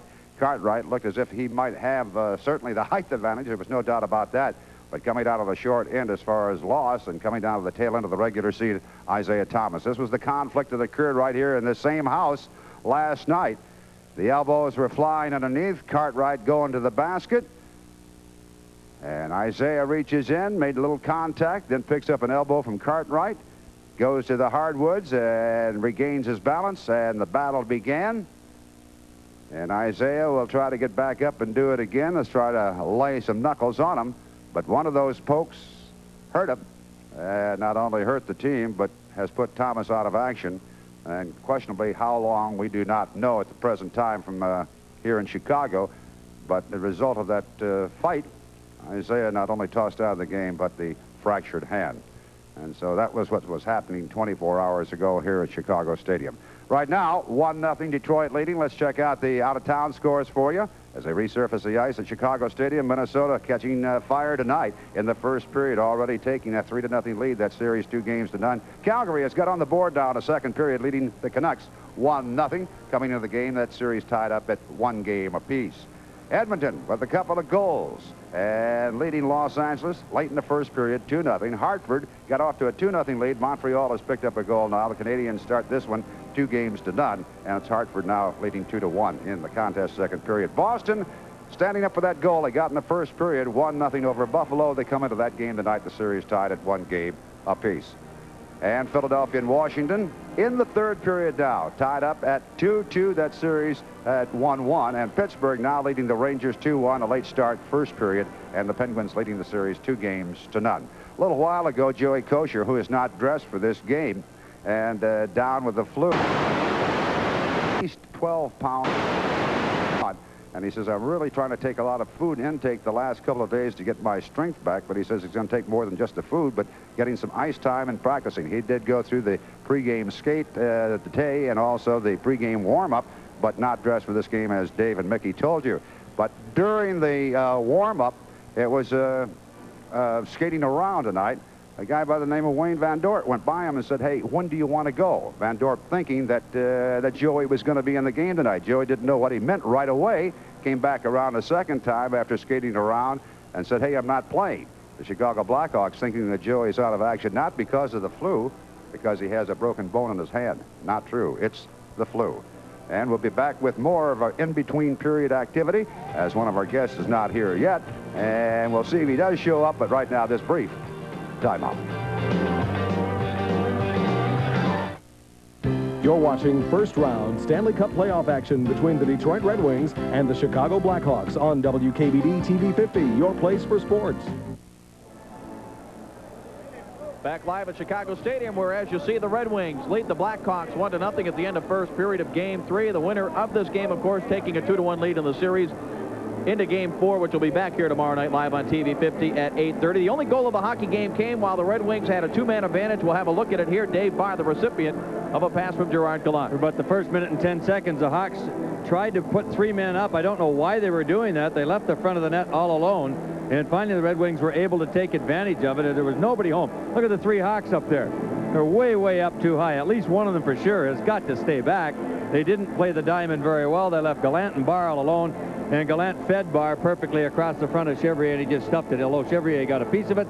Barr's third goal of the playoffs. He had 2 in Game 1, and that line with Barr and Oates and Klima, for the most part, has been doing some pretty good damage to Alain Chevrier. But 5-on-3, you've got to score, Dave. They did take advantage of it. And, you know, in that period, the Wings really shut down Chicago. Even though they were outshot in the period 11-4, they shut them down pretty much offensively in the Detroit zone. When they didn't, Hacksaw Hanlon was there. And a good play on the part of Gallant. He could have tried to one-time that pass for Yzerman, but he showed good patience. And we talked about him having to come through, and he made the good play to get it over to Barr. Yeah, no question. That's a matter of a split-second decision. He made it and made it wisely, and it paid off. Right now, it's time for our Little Caesars Player of Tomorrow. Player of Tomorrow, brought to you by Little Caesars, where you always get 2 great pizzas for 1 low price. Tonight's Little Caesars Player of Tomorrow is Tom Napo. Tom plays defenseman for the Plymouth Canton Edgewood Oilers. His team recently won the Might Be Championship. Well, one day my dad sat me down and he said, watch this game, and it was the Red Wings game, and I watched them play, and I liked them, and I said I wanted to start to play hockey. This past season, Tom and his team took first runner-up in the Little Caesars Thanksgiving Tournament, as well as going undefeated in 5 playoff games to win the Little Caesars Amateur Hockey Under 500 playoffs. Tom is 9 years old and is a 3rd grader at Our Lady of Good Counsel in Plymouth. He's an all-A student and dreams of one day playing hockey for the Detroit Red Wings. This season, Tom had 8 assists for his Oilers and traveled to Hamilton, Ontario, Canada to participate in the DeFasco Invitational Tournament. The most exciting thing that ever happened to me was when, well, I started hockey and I signed up and stuff like that, and then I played with the team, and then we played for a while, and then Thanksgiving we went to this tournament, and we came in runners-up, and we did pretty good. And then a few months later, Christmas, we had a tournament. We didn't do that great in that one. We only won 1. And then we went on for the rest of the season until only about a few weeks ago, and we got to the playoffs, and we never lost a game in the playoffs, and we won the finals. Because of his extra effort in school and hockey, Little Caesars is proud to name Tom Nappo as the Little Caesars Player of Tomorrow. Player of Tomorrow has been brought to you by Little Caesars, where you always get 2 great pizzas for 1 low price.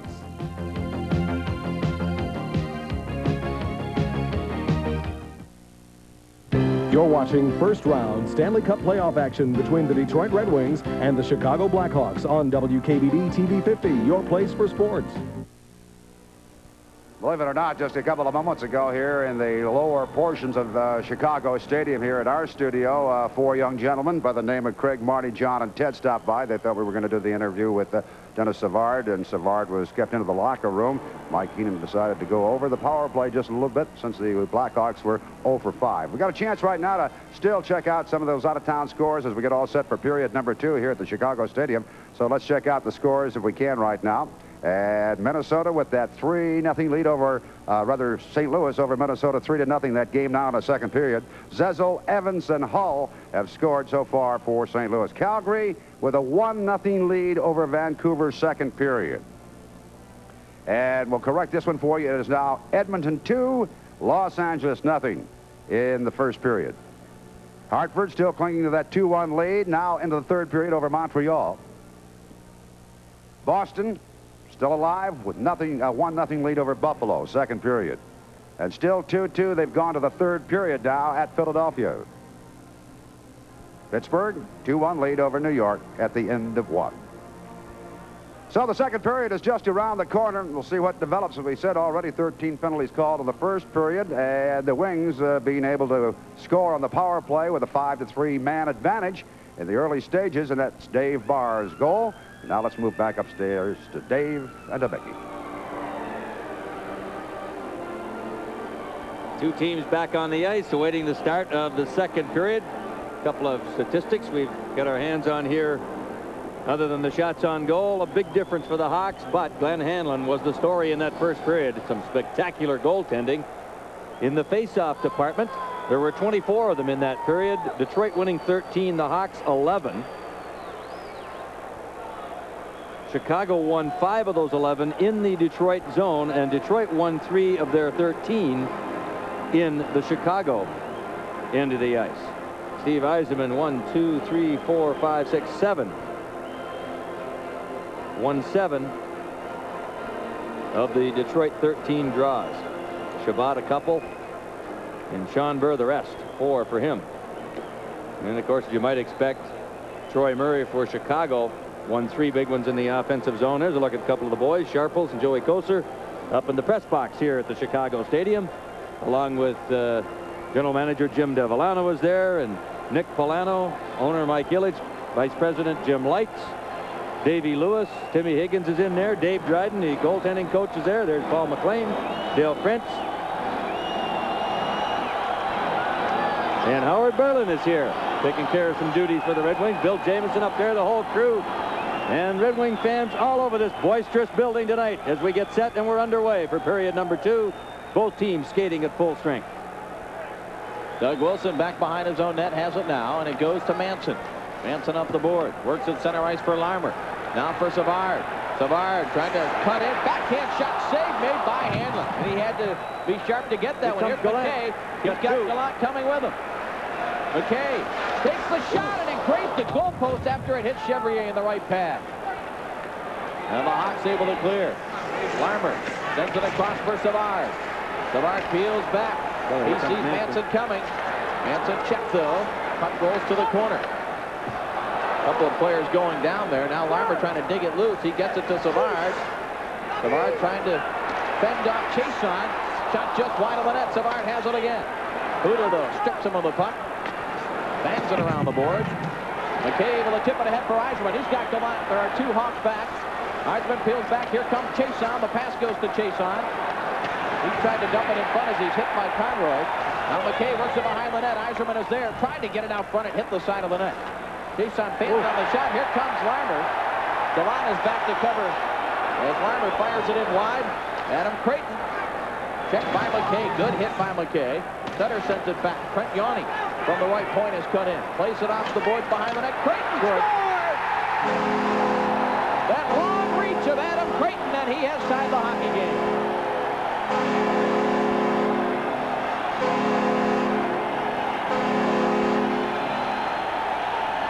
Hanlon got a piece of that with the goal stick. Had it right down on the ice. But Creighton really got something on the back end. Yanni got it back there to him, and he just wheeled around him with that great big reach. By the time he had made the loop, the puck and the stick were right out in front of Hanlon. Chason is there. Look at him. He's on the goal line with his feet, but that stick is about 8-9 feet out in front of the net. And it may have gone off of Chason. Hard to tell there, but the game is tied at 1. Creighton's third of the series. Lima going after it. Yanni has the angle. The two of them take each other out of the play. Now Dave Barr fighting off a Santa Pass. Oh, he's got to call that. Yep, Santa Pass is going to go. No question. And the Red Wings will have the power play opportunity with the game tied at 1.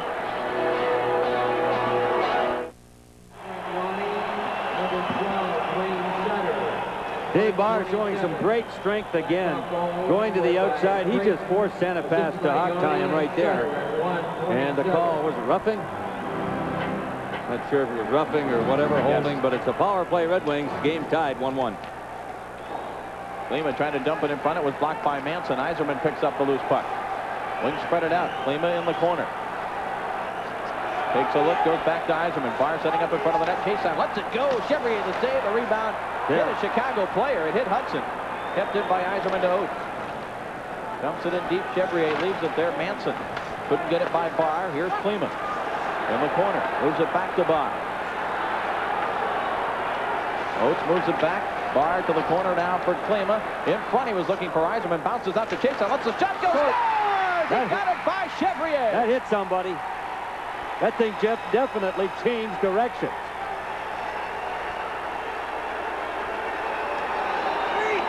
Short side. I don't know how it got by Alain Chevrier.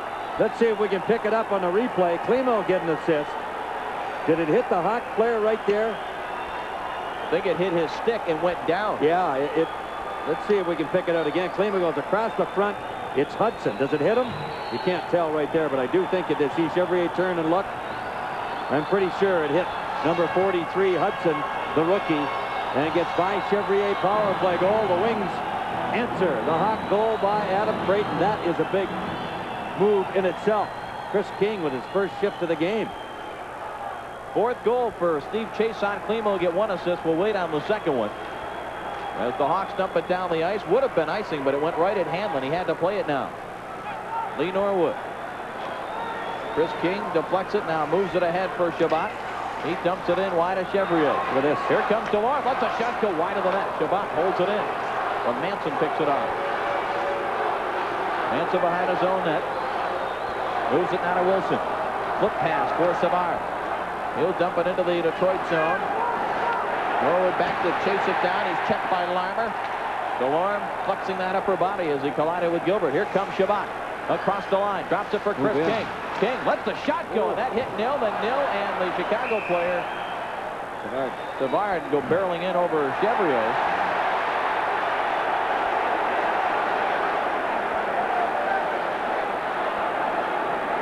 Boy, Chris King could have walked right in with that one. He stopped skating, which was a good move at the start, to drop behind and take the drop pass from Shabbat, but then he's got to get those feet going because the Hawks backed right off. 2-1 Detroit. Back in a moment. 21. Chason, the goal, his second actually. He got the tying goal the other night. Chason gets his second of the playoffs to make it 2-1. And it was Klima. As you got McGill and Torrey Robertson now threatening to open this thing up with the gloves off. Creighton was shoving with Shabbat, I think, to start with, and now Graves is over there yapping with Daryl Sutter. Dwayne Sutter, rather. Strange thing about Sutter's power play or overtime goal the other night, the last two overtime goals that the Hawks have scored were by also a Sutter. Only Daryl, who's coaching in Saginaw now. Back in 85 and 83. Robertson and McGill. Cool it off into the box. I may have said Chason's 4th goal. It's his 4th career playoff goal, but you're right, his 2nd in this series. Let's go downstairs for an update from Ray Lane. Okay, guys, as they get things sorted out, Minnesota's got on the board now their first goal of the evening. This will be Bellows scoring to make it a 3-1 affair against the Blues. So Bellows gets the first one for Minnesota. And it stayed 3-1 for a little while.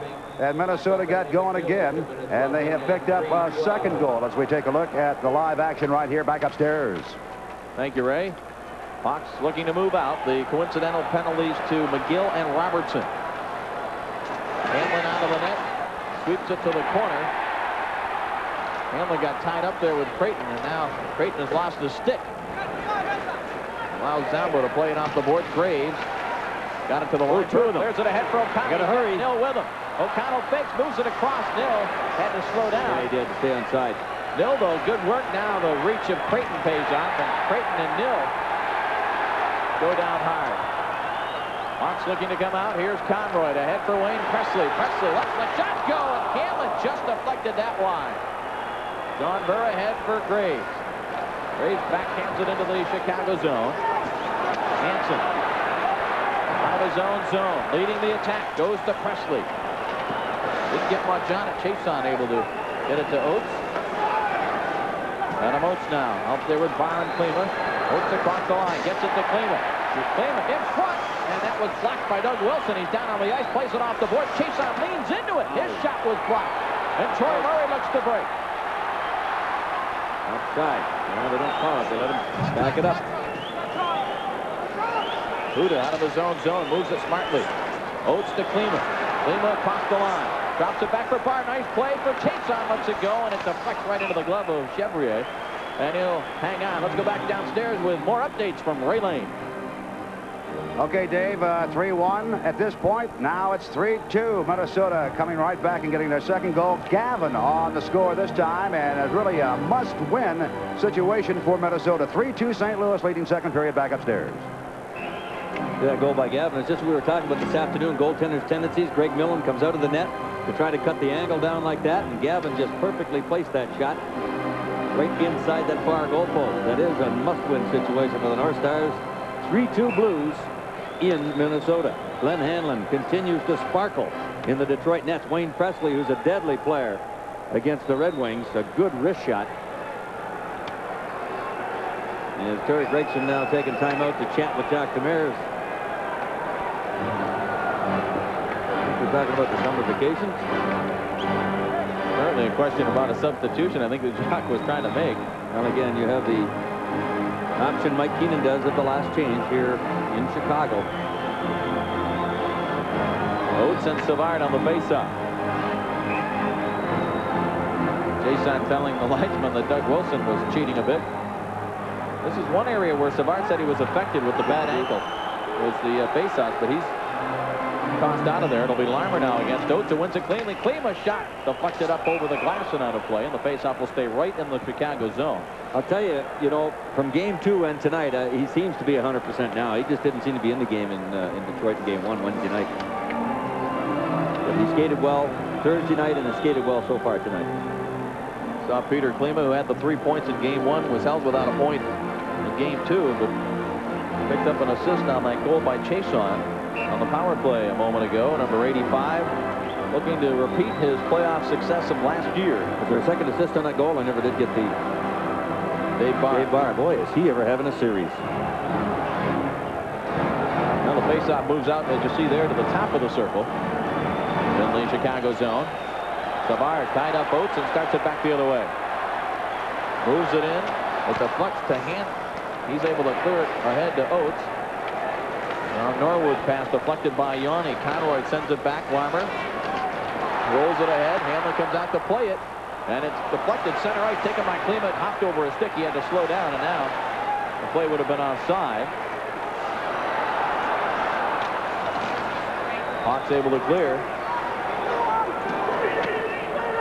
Lee Norwood back to get it. Lays it off the board. Klima couldn't get to it. He's checked by Troy Murray. Here comes Manson into the zone. Look out. Manson, good play by DeLorme to get a piece of that. Now the puck bounces loose. Here's Dirk Graham sending it across. Too much steam on the pass, and it was behind Bassett a little bit.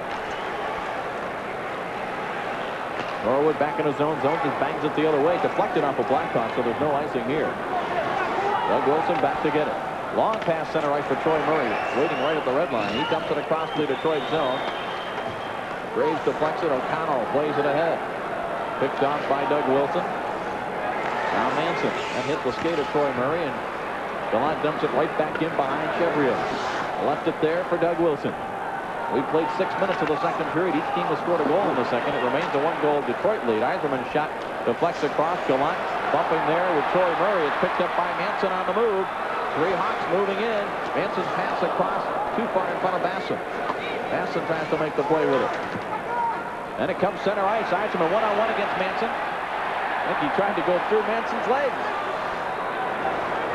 Now Graves, nice play to the line. Zambo lets the shot go just wide. Rebound. Graves stepped on the puck and couldn't make the play. Now Zambo pinched in, battling with Troy Murray. They're still inside the zone. Gallant moves it to Eiserman in the corner. Eiserman trying to sidestep. Conroy's centering pass was deflected away by Bassett. Graves was hooked. Penalty coming. Manson doesn't believe it. Neither will Basson, who I believe was the guilty party. And yes, the Red Wings with a power play and a one-goal lead when we come back. Red Wings with good pressure here. Eiserman, Graves, and Gallant. And the hook by Basson. Didn't take very much of a hook, but he had Graves off balance. And with the offensive pressure, that's really the key. That's the judgment of the referee. The offensive pressure, when does he make the call? Play like that at center ice, he may not make the call. Well, we talked about the power play at the top of the telecast, the fact that the Hawks were 3 for 10 coming into the game here this evening, and the Hawks tonight are 0 for 5. The Red Wings are 2 for 5.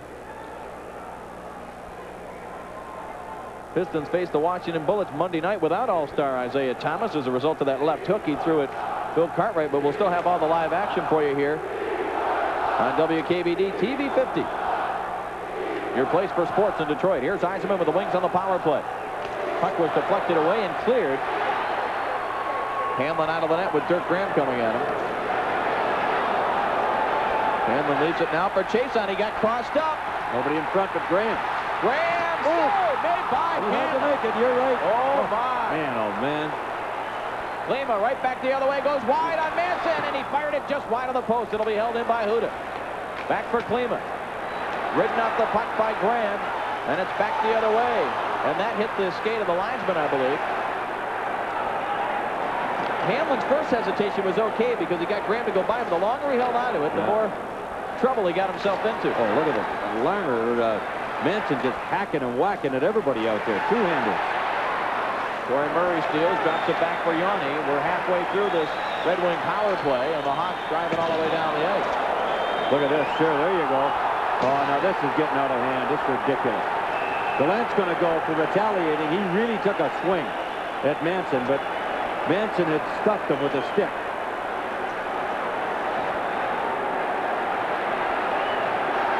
He stuck him with it pretty good, and Gallant really took a swipe at him. Well, let's see what's going to happen here. Gallant's going to the dressing room. For a major. Could be a 5-minute major. What happened is that Gregson missed the original infraction. This is a situation where Gregson can get some help from his linesman because it's a major penalty involved. Right now he needs it. I believe Manson, yes, Manson is gone. Manson and Gallant are both gone. I think Manson speared him. 12:01 to go in the second period. We'll give you the calls when we return. Red Wings leading this game 3, 2-1.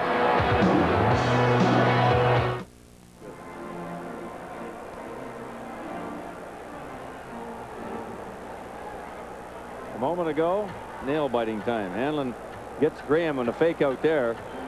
Now he gets himself in trouble. Watch the left pad. Right pad, actually.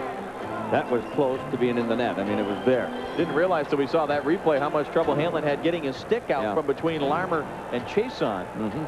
There's still 51 seconds left in a minor penalty to Basson. Both Gallant and Manson have gone to the dressing rooms. I think they're gone for the night. Yeah.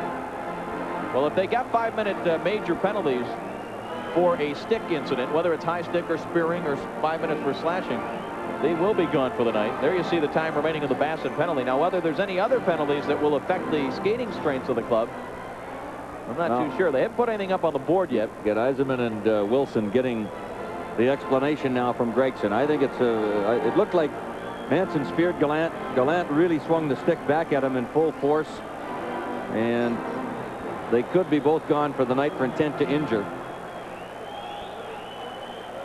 While they discuss this, we remind you, you're watching Red Wing playoff action here on WKBD TV 50, your place for sports, and we'll be back with more right after this.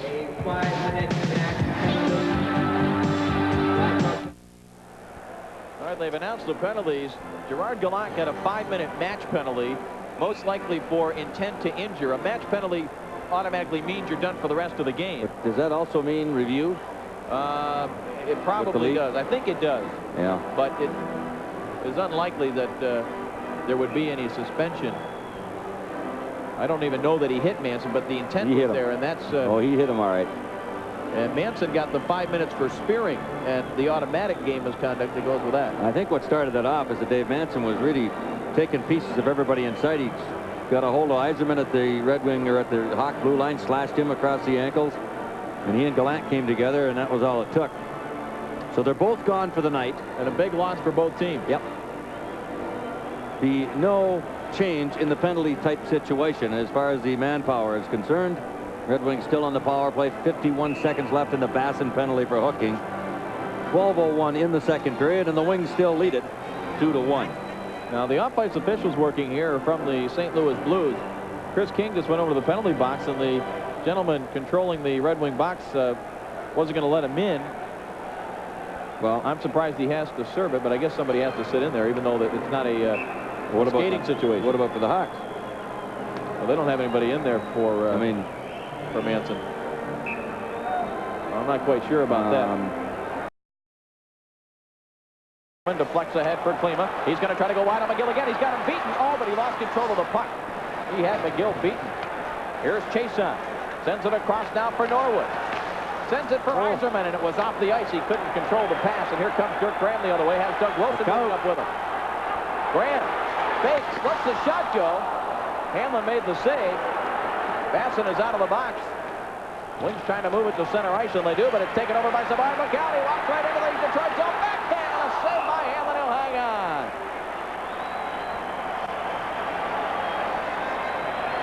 Serious action. And start to go end to end. Savard again dancing on those skates. Look at him go. Dips inside, a little move. Look at that fake. Wow. Not a real serious shot, but it was on net. Monday is the big day. The 10 o'clock news expands to a full hour. Join Roger McCoy, Amir Jacobson, Randy Berto, and Ray Lane for a full hour of news beginning Monday night. The 10 o'clock news, a good hour ahead. Right after Piston basketball Monday night, right here on TV 50.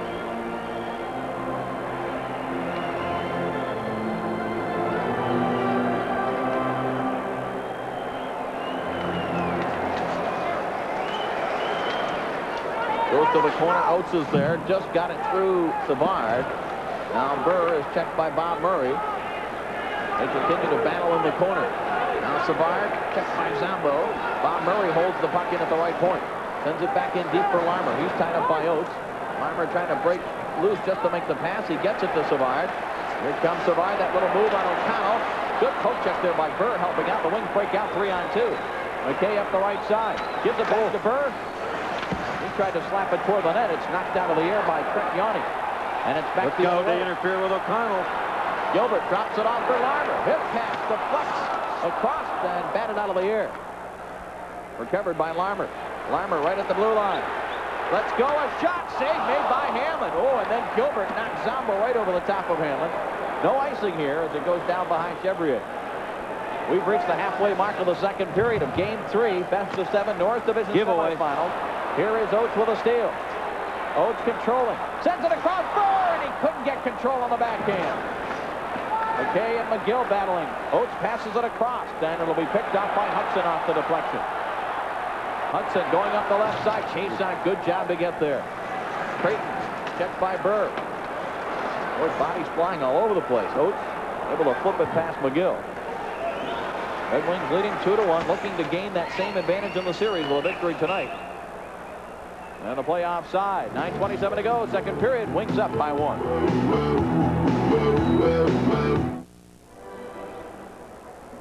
Big difference with those statistics right there. The Hawks dominate on the shooting board. 20-7 halfway through the game. But the Red Wings are ahead where it counts. Here comes Basson across the line. Basson's pass ends up deflecting along the big collision back there. DeLorme took care of 2 Hawks. Did he have to? Here comes Norwood now. Sends it ahead for Torrey Robertson, center ice. He'll dump it to the corner wide of Chevrier, who decides to stay in. Here's Fire with a chance. He fired it just wide as he stepped around Basson's check. Norwood holds it in. His shot. Chevrier the save. Stopped it for a moment, but now he hangs on. Boy, that DeLorme like a rock out there. He cracked Presley. He cracked into Basson. They both went down. Brutus. Smile. Here, old Popeye and Brutus. Couldn't that some comments? Love to hit people. Love to get hit, too.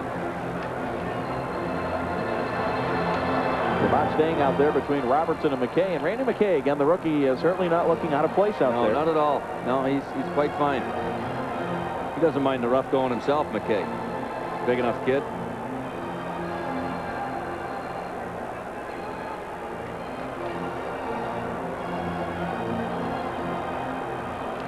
Face off here, tied up between Basson and Shabbat. Presley just slams it off the glass down the ice. That'll be icing. Norwood will get back there ahead of Basson to touch up. 8:45 to go, second period. Red Wings 2 and the Hawks 1. Just to set things straight there, the news Monday night immediately following the Pistons and the Bullets live here on TV 50. That'll be the newly expanded 1-hour version beginning on Monday night. 8:45 left here in the second period. Wings with a 2-1 lead. Shabbat and Hudson on the draw. They jam it up. Shabbat kicks at it. It pops loose for a moment. Now Hudson has it. He'll start it back for Chicago. Met by DeLorme and Norwood. They both went to him. The pass went to Presley and Hanlon able to scoop it up. Is that a miscommunication in that situation? Well, again, you get, it's such a split-second decision when both guys, it's like, I got it, you take it, and they both leave it. And they both go for the one guy that could be potentially very dangerous. Ray, come on in. Okay, guys, let's check those out-of-town scores now. St. Louis has picked up a goal. Second period, 4-2 over Minnesota. Calgary with a 2-0 lead in the third over Vancouver. 4-0 Edmonton pouring it on now against the Kings. And Montreal has tied it up 3-3 against Hartford in the third. Boston with that 1-0 lead now in the third period. And still a tie at Philadelphia. This time it's 3-3 third period. And Pittsburgh with that 2-1 lead over the Rangers. Back upstairs. Bill Esposito still looking for that first victory since taking over behind the bench for Michel Bergeron. High feelings running there about that whole situation, I'm sure. It'll be Yzerman here and Dirk Graham to the right of Hanlon. Shots are 20-8 favoring the Hawks. It goes out to the point. Doug Wilson sends it to the corner. Sutter couldn't center it. Backhand shot by Graham from a tough angle. Missed the net. Conroy checked by Graves. Center ice. Yzerman went down. Checked by Murray. Puck rolls into the Chicago zone with Troy Murray right on it now for Wilson. Sends it across for Conroy. Steve Conroy played it ahead, blocked by Chason. Wayne Sutter right there, waiting for Dirk Graham to get back onside. Now wheels and flips it up in the air. Hit with a high stick, but touched next by the Hawks, and it ends up being chipped over the glass out of play. Troy Murray, who exited the game on Thursday night with that high-sticking penalty, accidental as it was, and a game misconduct. You look at the two players, Gallant and Manson, out of this game, and not to downplay the importance of Gallant as a rugged up-and-down player, but Manson being a defenseman, and you've only got 5 or 6 defensemen dressed where you've got 12 forwards, the Hawks are probably going to miss him more than the Red Wings will miss Gallant. And they've got to juggle everything now back on that blue line. Keith Brown's out with an injury, and Manson played a lot of hockey for them. Plus his physical presence. Oh, yeah. Just in sheer numbers alone. Hamlin got crossed up again on the communication back there. Here's Eisenman skating to center ice. Skating into the Chicago zone. Holds up, drops it back. Zambo lets the shot go along the ice wide. Almost right back out in front. Jim Nill and Trent Yanni, the two number 8s, getting tied up with the side of the net. Talking with Jim Nill this morning on the bus coming back from the morning skate. Jim Nill's wife, Becky, a couple of weeks overdue for their second baby. Understand she's doing very well. Jim says if she doesn't have the baby by Monday, I guess they're going to induce labor. So he's looking forward to getting that off his mind and knowing that the baby is healthy. And let's go downstairs for more updates from Ray Lane. Well, Jim may take your wife on a bus ride here. She'll be invited. 4-4 now. Montreal and Hartford in the third period. Boston has increased the lead over Buffalo 2-0 about halfway in the third period. And Pittsburgh picks up a goal, leading the Rangers now 3-1. Dum. Pittsburgh with that 3-1 lead, looking to go up 3-0. First time in the playoffs since '81. Yeah, it'd be great to see the Penguins do well in the playoffs. Boy, that organization could sure use it. They're a good hockey club, boy. Barrasso in goal, Coffey the all-star in defense, Lemieux up front, Brown. They could do some damage. I mean, I wouldn't be surprised if they won that division. Strong control by the Hawks. Trent Yanni in his own zone. Cuts behind the net. Takes a look ahead for Denny Savard. Flips it ahead. The hit O'Connell was batted back the other way. Doug Wilson skates into it. He's stripped by Barr. 2 goals for just missed pass. beauty. Had Klima and Oates going in a 2-on-1 if he gets it to him. Yanni now. Back in his own blue line. Ahead for Savard. Zambo challenged him. They have to start all over again. Yanni dumps it in wide. Hamlin out of the net to play it off the glass. Zambo with a hit. Greg Gilbert sends it back in behind Hamlin. O'Connell there to chop at it. Lima takes Bob Murray off the puck. The two of them slash at each other. Goes back to the corner. Murray again. Now the puck squirts loose. It's chipped by Oates, but held in by Gilbert. Boy, a real... This is where the game is won right here, though, on the boards, the board games. And it's taken by Zambo. Barr able to tip it ahead for Oates. Sends it across for Klima. He'll pick it up off the boards on Murray.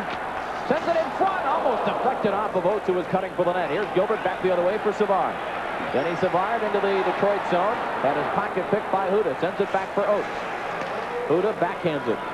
In behind Chevrier. Wings changing up now with just over 6 minutes left in the second period. Wings with a 2-1 lead over the Hawks. Huda gave it away there to Creighton. Creighton trying to make the play, but he was checked by Burr. Oh, it came right in front. Huda, I believe, was trying to go around behind the net.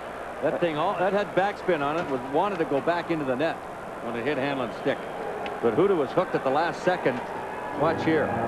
Puck goes around the boards. Big Creighton again. Boy, has he been a thorn in the side of the Red Wings. He just hooked Huda. And the puck went right into Hamlin at the side of the net. The other end a moment ago, Klima dodging a body there and right behind Oates. 20 saves for Glenn Hamlin tonight. Red Wings going with 4 lines right here in the middle part of the game. Everybody playing. McKay hit hard by Conroy. Creighton holds it in, dumps it back in behind Hamlin. Sutter working the end boards. He's free to make the pass. Now Creighton knocks it down. Adam Creighton sends it right to the side of the net. Sutter has it back there. Rolls it out in front. Loose puck to Lord. Bangs it off the boards. Out through center ice back into the Chicago end. Conroy plays it ahead for Creighton. Creighton across the line. Creighton with that long reach. No, it rolls out the end of his stick, but he catches back up to it. Creighton again, trying to cut in front. Backhand, hit the post, I believe. Or did it hit the blocker? Yeah, I think it did. But he had a lot of net to shoot. Boy, did he ever have some room. See, Demers has got Burr out there now against Creighton, and that's a good move. You're going to have. He's the hot center for the Hawks. He's the key player right now. He's on a roll. Burr dumps it in wide. Roy Murray and Robertson fencing a bit as the Hawks. Wayne Presley has it now on the right wing side. Bounces it in through the legs of Huda. Roy Murray tries to center it. Hudson battling with Huda. Now it goes back to Hudson behind the net. Tries to send it in front. He did, and it was slapped just wide by Dirk Grant. Chris King up the left wing side. Rolls it in wide. Barr tried to drop it back for Eisenman. It came outside the line. Dumped back in. That'll be offside. Huda and Hudson. are separated there with 4.5 to go, second period. More updates from Ray Lane. Well, we got one that's gone to overtime now. The Caps and Flyers still 3-3. They have gone to the overtime, and somebody trying to go ahead in that series 2-1. Back upstairs. That's at the Spectrum in Philadelphia, of course. Look at the big boy again, the youngster, Adam Creighton. Came over here for Rick Vive from Buffalo, and he had lots of room there. Hanlon got it with a blocker, but there was space below, space above, and he is just flying out there, the big man, about 6'5", 215 pounds. We're going to have to watch him very closely. 4:29 to go, second period. Detroit continues to lead by a goal. Steve Chason out on the ice right now, along with Huda. Chason will be Ray Lane's guest in our second intermission, and we don't anticipate any problem getting Chason to the studio, as we may have had with Denny Savard. But Yanni dumps it in wide. Oh, a penalty coming here, and Chason's not going to like that.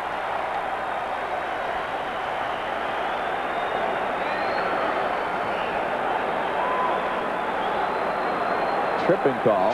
See if we can see it here, Mick.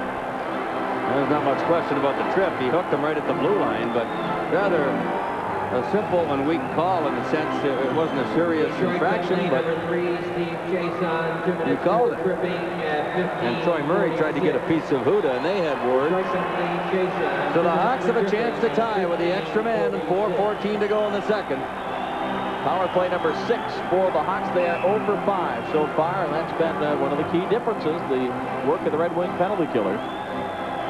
The Red Wings, on the other hand, 2 for 5 on the power play. We had thought before that they, too, had 6 power play chances, but there was an Adam Creighton penalty back in the second period when we had all those overlapping penalties that the Wings never got a man advantage as a result of. So that's why it added the extra power play chance in. But the Wings actually 2 for 5. And leading 2 for 1, 2 to 1 rather, with the crowd trying to get. You're thinking pizza again? Yes, 2 for 1.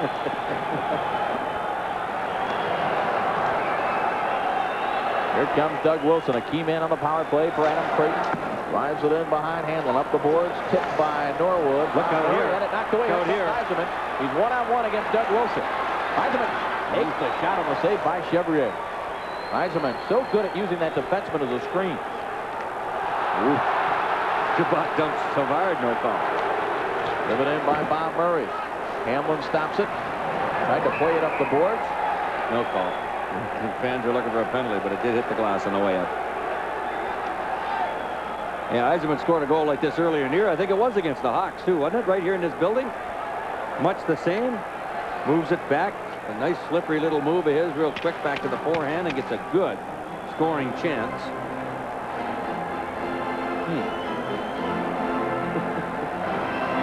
See the career playoff numbers of Eisenman against the Chicago Blackhawks. Eisenman, incidentally, is one of 4 players on this Red Wing roster that played against the Blackhawks back in '85. That was the 3 out of 5 series that the Hawks won so convincingly. They outscored Detroit 23-8. Only 4 guys? Yes, that's amazing. Steffen, Eisenman, Kalanick, and Kosar. Right, okay. Joey didn't play much in Detroit that year, but he was called up at the end of the year and played in the playoffs. So we have a problem going on in the... Steph sitting down there relaxing. He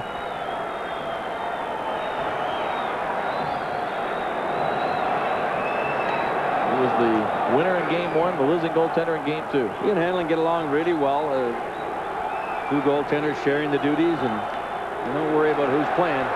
Bob Murray steps into a shot. Hanlon, good concentration. Chabot deflected it off the board. Zombo able to clear it all the way down the ice. Minute 15 left in the Chason penalty. 3:25 left in the second period. Here live from Chicago Stadium. Troy Murray drives it in behind Hanlon. He stops it there. Now he'll wrist it up the board. Took a Red Wing bounce, and Nill able to clear it.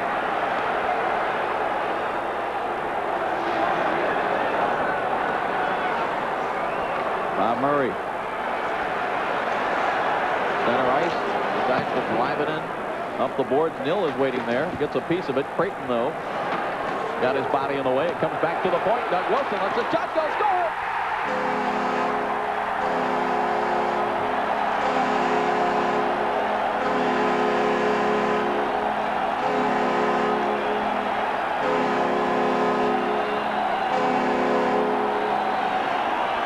Power play goal with 39 seconds left. Wilson, I think this one beat Hanlon cleanly all the way. A 50-footer. It may have gone off Barr's stick at the blue line as Davey went out to check him. Tried to get the stick in the way. Did it ricochet? Maybe not. But he blew it by Hanlon just inside the post. First goal for Wilson of the series, and it's a 2-2 game. And the Hawks scoring on the all-important power play. And here comes Savard. He's got the crowd going now. Savard trying to do it on his own. He's stripped to the puck. O'Connell sends it ahead for Oates, but the Hawks got back nicely. Here is Savard. Moving it now to Larmer up the right side. Larmer across the line. The play would have been offside, so he dumps it back. Conroy now moves it into the corner. O'Connell steals. Ahead now for Oates through center ice. Dumps it into the right of the Chicago net. Larmer is there first. Looking to clear. Bounces it ahead now for Hudson. Hudson, a drop pass for Basson cutting into the zone. Basson trying to wheel it out in front. Deflected away by Barr. Here comes Hudson again, rolling it out in front. Hanlon able to clear. Deflected by Dwayne Sutter. It's up in the air. Touched by the wings with a high stick. They waved it off. Wilson shot. Just wide. Big rebound out to the blue line, and it hops through center ice. Lehman trying to get away from McGill. Can't do it. No question. Oh, boy. He got the butt end out there. No, Bobby's incensed, and he better be careful or he's going to get extra. He got the long butt end out, but across Klima's stomach. And Klima with the legs flying, trying to churn down the left side, was hauled down, and he's got to call that. Even though they don't like it. Minute 43. And we're tied. See that end of that stick way out there? Down goes Klima, the call made. So, the Hawks have just scored a power play goal to tie it. Can the Red Wings answer? They did the last time with Chase-on scoring. Wilson does get the goal all the way clean from the point. McGill with a good hold on Klima. Blackhawk goal scored by Wilson, assist by Creighton and Larmer. Creighton and Larmer drew the assists on the goal by Wilson on the power play, and the Red Wings now go to power play number 6 on their side of the ledger with just a minute 43 remaining here.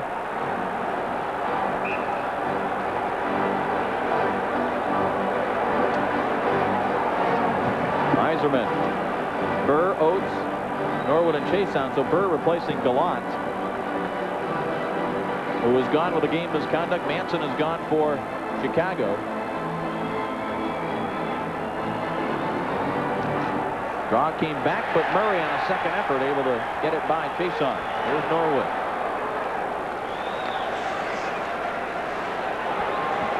Chason regrouping. Moves it across for Norwood. The Hawks taking away all the Detroit options here. Corey Murray forces Norwood back behind his own net. Pass goes to Oates up the left board. He's got Burr going wide on the other side, so Oates drives it in, deflected by Chevrier. Burr knocks it down. Wilson there. The two of them go down on top of the puck, and let's see, the faceoff is going to stay in the Chicago zone. You don't have to miss the great show from Fox that you're usually watching at this time. We'll have the reporters for you tonight at 12:30, and then Cops for you at 1:30, and then that'll be it. Here on WKBD TV 50.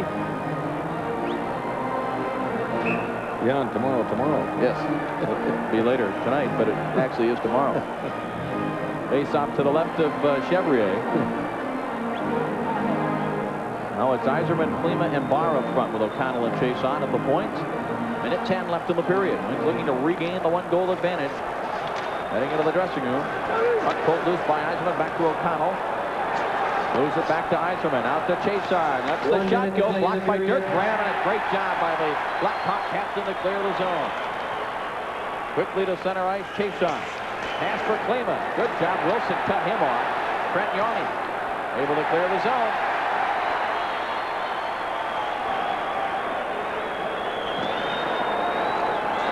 O'Connell plays it ahead now for Barr. Barr drops it back for Iserman across the line. Eiserman will hold up along the boards. Send it back to Chason. Chason moves it back to Eiserman, top of the circle and deep for Klima. Oh, it bounced away from him and then covered up by Chevrier. And here comes Klima and Yanni.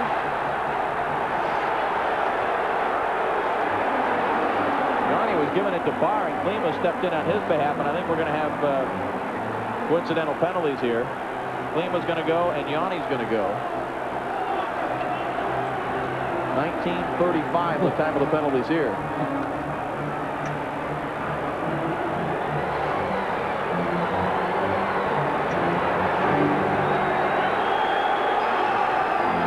Well, with only 25 seconds to go, Klima and Yanni will go to the dressing rooms early. Number 85, Peter Klima, 2 minutes for roughing. Blackhawk penalty, number 8, Trent Yanni, 2 minutes for roughing. Each get 2 minutes for roughing. 35.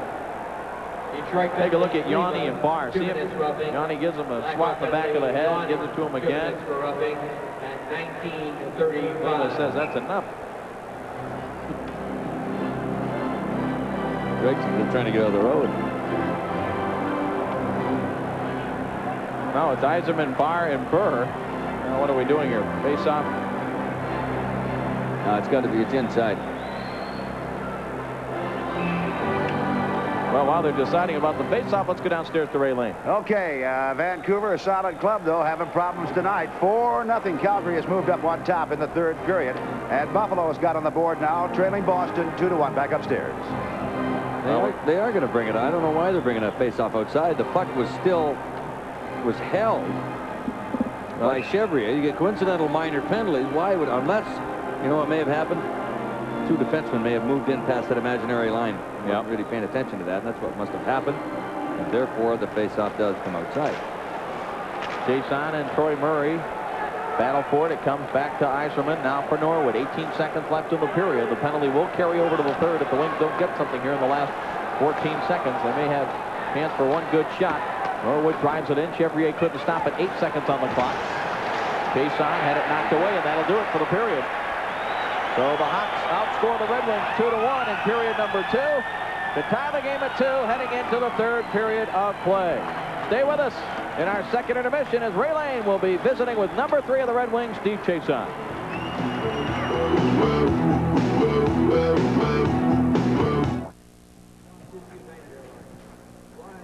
Back at the Chicago Stadium now as we get all set for the third period. Still a little time during our intermission, just getting underway, and it's a 2-2 game after the first 40 minutes of regulation play. They've made a change now in that scoring. While we're talking about scoring, first of all, St. Louis with that 4-2 lead right now over Minnesota. And that game now in the third period. And going into it, a series tied at 1 apiece. Calgary still with that 4-0 lead over Vancouver. And Edmonton a 4-0 lead over Los Angeles in the third period. 4-4, Montreal and Hartford, third period right now. And Boston and Buffalo, the score we gave you moments ago, 2-1 with Boston out in front of the third period. And still in overtime, as we might expect final score, maybe, before we go into the third period. And Pittsburgh leading the New York Rangers 3-1 now in the second period. Started to say there's been a change in the scoring on the last goal, scored by Chicago. Wilson getting the goal on the power play. Creighton and Scratch Larmer now on the assist, and put in Savard getting an assist on Wilson's goal. So it's 2-2 after 2 periods of play of regulation. And our special guest, Steve Chason, certainly involved very much in that second period, a period of where he picked up a goal, his second of the playoffs, and then also picking up a couple of penalties. We'll take a look at the Chason goal right now. Coming up on the power play, 2:21 into it. Klima and Burr getting the assist. Steve outside, maybe about 35 feet out, let go, beat Chevrier, and that put the Wings up in front by a score of 2-1 at that point. And then it was the power play coming back for the Blackhawks before the period ended, with Wilson getting the goal on the power play with 39 seconds left to make it a 2-2 affair. Taking a lot of time on the ice and trying to cool off a little bit. You cannot complain about ice time tonight. No, there's no doubt about that. We've had a lot of penalties and a lot of power plays, and you know, I feel pretty good out there, and you know, we got one more period to win a hockey game. You were not smiling, however, when you went to the penalty box on the tripping call. Well, I just kind of, you know, give him a little tug to hold him up, you know, give myself or Dougie the extra half second to get the puck, and he took a bit of a dive, but that's the way, he called it, and, you know, we're still tied 2-2. Okay, let me take you on a, I don't want to call it a negative, but you got a guy out there by the name of Creighton who is tall, lanky, and rangy. And he's got to be tough for a defenseman to cover. Yeah, there's no doubt about that. He's got a real long reach, and when he gets that puck out in front of him, he's tough to get it off. You got to play his hands, and you know, he's a big, strong guy. He gets that half a step on you. He's pretty tough. Steve, when you talk about playing the hands, now, are you talking about anticipating or trying to go out and commit yourself and get inside on him? Well, you got to try and get inside because, like you said, he's a big guy. He's 6'4" and, you know, 200+ pounds. So you're not going to knock him off the puck. You just got to try and make him make the worst play possible. Try and, you know, give him a little whack in the hands, maybe the puck will roll up on him or whatever. I know this is a team effort. Any words about the way Hanlon is playing the nets for his first outing in the playoffs? Well, I don't think anything has to be said. You know, Glennie played, you know, two hell of a periods out there, and, you know, he stopped Savard from point blank, and, you know, you can never say enough about what Glenn Hanlon does for this team. You know, whenever he's called, whether it's the middle of the game or, you know, the third game of the playoffs here in Chicago Stadium, he's a hell of a goalie. Were you surprised, and maybe some of your teammates surprised in the first period to see how closely it was being called out there in the whistleblowing? Yeah, I think so. You know, especially the last two games, the referees have kind of letting us play, and Terry kind of clamped down early. He kind of put the whistle away in the second period, but you know, it's if he's going to call everything, call everything. If he's not going to call it, don't call anything then. Okay. So at least he's being half consistent anyway. Inside the blue line, crystal ball, you got one more left with a stick maybe that might make the difference in this game? Well, it'd be nice, but I don't care who gets it as long as Detroit gets it. Okay, thank you very much, Steve. Go cool off, and hope you're red hot in the third period. All right, thanks. 2-2 after 2 periods of play, and we'll come right back after this brief timeout.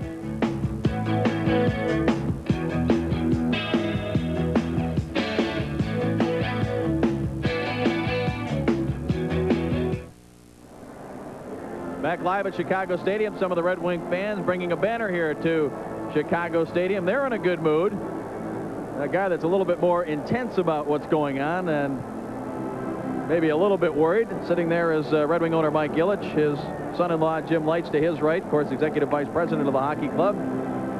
It's not easy sitting there and watching here at Chicago Stadium where all the noise is made in favor of the Blackhawks as we come back here. See Bobby Plager scouting for the St. Louis Blues in the background there, talking to Nick Polano. They used to play against each other years ago in the minor league and in the NHL, but it's got to be tough. You come into this kind of atmosphere here, not a place to be sitting in the middle of the fans and cheering for the Red Wings. There's Nick Polano. Many years played in the minor leagues as a rough, tough defenseman. He's here, of course, with Jim Devellano, and there are all those players up in that press box area, which is a good location here at the Chicago Stadium to watch the game at the end of the one end of the building here. But these fans are doing what they do best here for their Hawks, cheering them on. They've got them tied 2-2. Pretty good period of hockey there. Yes, let's take a look at the goals that were scored. The Red Wings led 1-0 coming into the second period of play, and then it was Adam Creighton. We heard Ray and Steve Chason talking about the long reach, and it paid off here for Creighton on this goal. It sure did. It's unbelievable. This kid is playing so well. Got 3 goals already in the series here in 2 games and 2/3, and you know, that was a good example of the long reach right there. His feet, Dave, were on the red line outside the net. By the time he wheeled around on the backhand, he had that thing about 8 feet out there, and it may have hit Chason and went in. Hanlon got a piece of it, but not enough. That put the Hawks on the board and made it a 1-1 game, and then Chason answered for that one. Not long after that, a power play goal that seemed to go off of Hudson out in the slot area. If not, it did hit Chevrier and went in the short side. But then the Hawks, late in the period, 17:07, Dougie Wilson with a blast from the point. He has patented that shot over the years with the Blackhawks, Norris Trophy winner several years ago, and he just blew it by Glenn Hanlon inside that far goal post to tie the hockey game at 2. And there's a look at the scoring summary. Wilson's first on the power play from Creighton and Savard. And you notice they did make the scoring change there. Originally, it was Larmer on the second assist, but it goes to Denny Savard. Now it's time for Jacques Demers and Coach's Clinic tonight. Jacques talks about the poke check. Coach's Clinic with Jacques Demers, brought to you by Weingarts, Michigan's largest outdoor power equipment dealer since 1945. On this next segment of one-on-one, or we want to call it a breakaway, the goaltender is going to poke check. You always poke check when someone's going to come out and try to DQ, and the forward naturally will try to avoid the poke check and get the goaltender off balance. Here we go in the poke check by the goaltender, and here's a deke by the forward. Forward comes in, keeps his head up. The goaltender is out. First thing he's going to try to do, deke. And as you see, the shooter waited, got the goaltender off guard. Goaltender did the right thing by trying to deke. Give the shooter credit, the forward who went on one-on-one. He took his time, looked at the goaltender's positioning, scored a nice goal. Coach's Clinic with Jacques Demers has been brought to you by Weingarts in Utica. We service what we sell. You're watching first round Stanley Cup playoff action between the Detroit Red Wings and the Chicago Blackhawks on WKBD TV 50, your place for sports.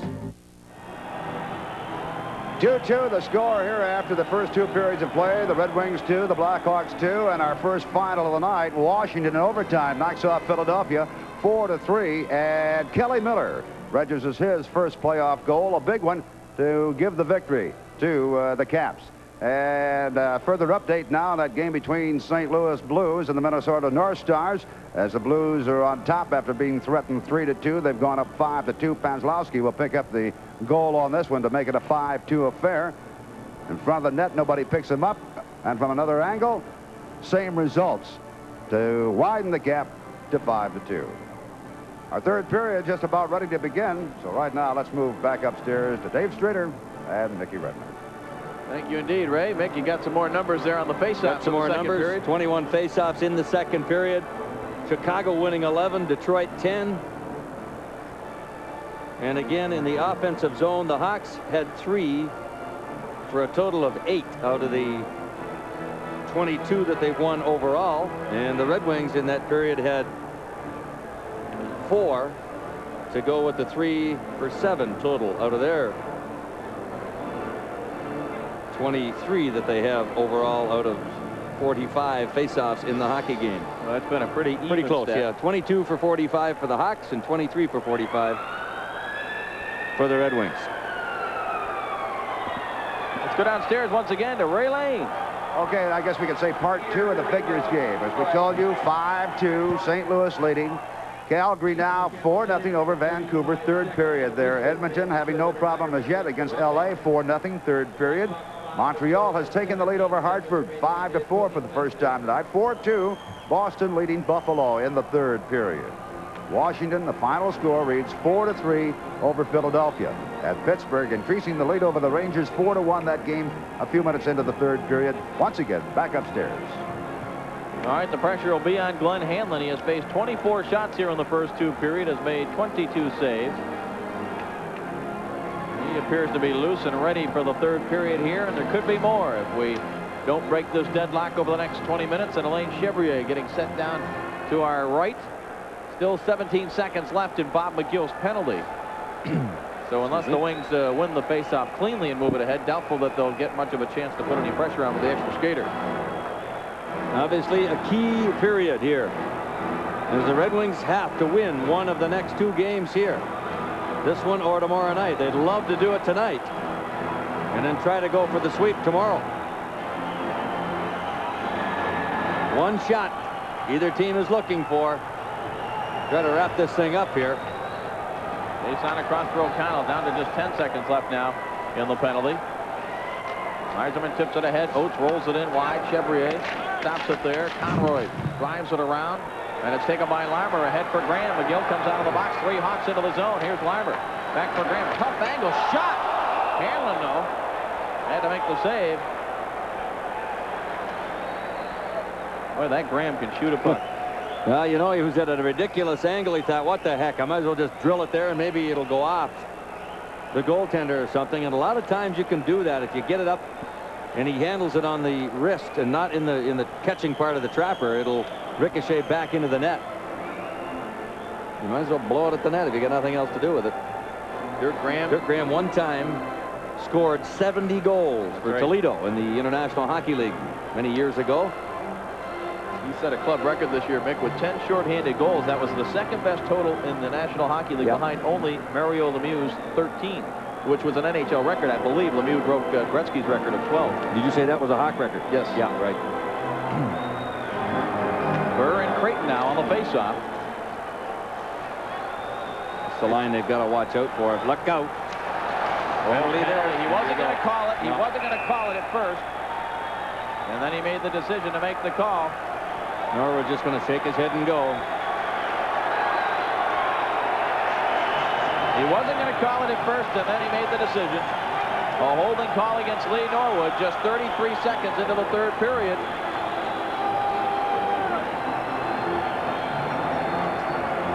Creighton and Sutter and Presley, they have been a dangerous combination. Big Creighton's going to stay out there with a power play. See all the Red Wings right there. Nobody's behind. Zombo doesn't see it, kicks it.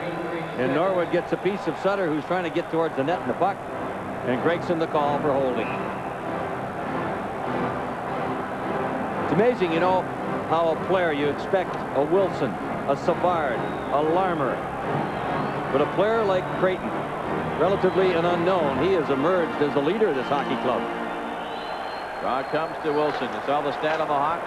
1 for 6 on the power play. This their 7th opportunity in the first minute of the third period. Wilson at his own blue line to center ice. Drives it in behind Hanlon. Up the boards. Larmer will stop it with a skate. Now Zombo picks it off. Moves it past Creighton. Eiserman got a piece of it. Now it's slapped down center ice. Shabbat trying to go with it. Being hooked by Wilson.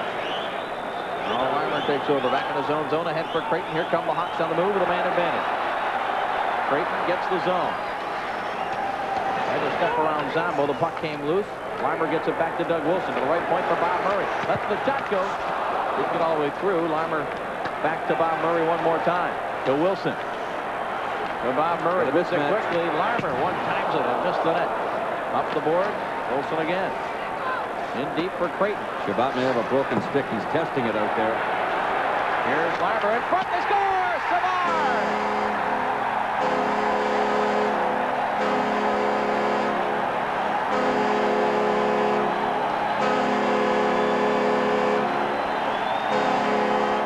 Savard just redirected the Larmer pass. He just angled his stick out in front of Hanlon, and it just spun right off the blade of the stick up into the net. Larmer with his head up. He picked the spot perfectly between Red Wings, and Savard cut in front of Zombo in a perfect redirection. Makes it 3-2, power play goal. Larmer used a little fake with his eyes. He looked out toward the top like he was going to go back to the point man, Wilson again, but quickly dumped it in front, and as you mentioned, Savard just redirected it for his third of the series. Larmer will get one assist. We'll wait on the second assist. And it's a 3-2 Chicago lead, their first lead in this game.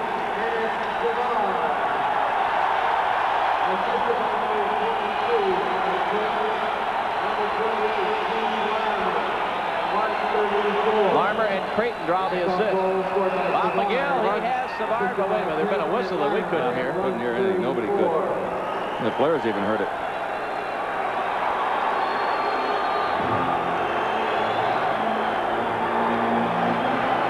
So the Wings again without Gerard Gallant. The Hawks without Dave Manson. Both gone for a stick exchange back in the second period. Savard's not too happy. 3 goals in 3 games.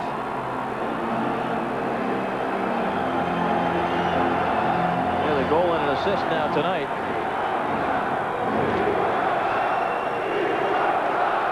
Oates, Barr, and Klima. This is the line that's going to have to do it for the Red Wings here in the third period. Trailing by a goal. Oates deflected it, but Gilbert has it now.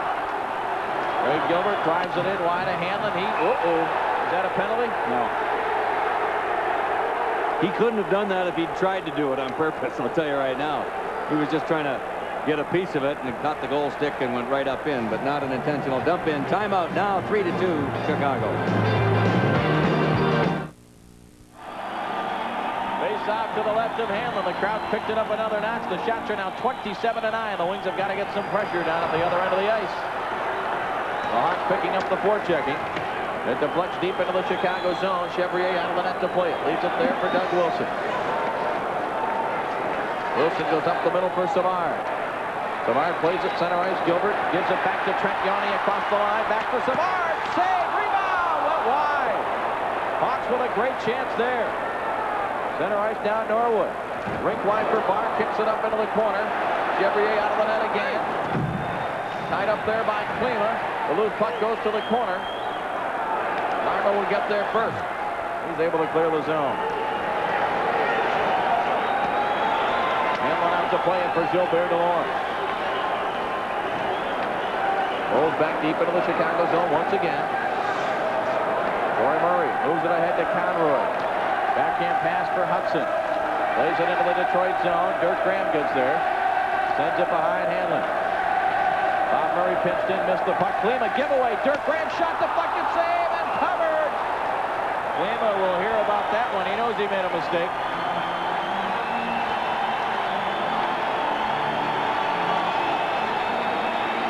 Well, you got to put something on that thing when you're going across the middle of the ice in your own zone. And Savard a moment ago with a blast from top of the circle.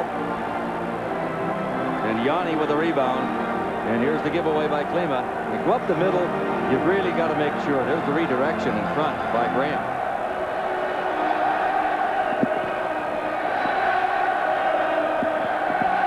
Crowd starting to chant Hanlon to try to get under the skin of the veteran, but he has stood tall in the nets.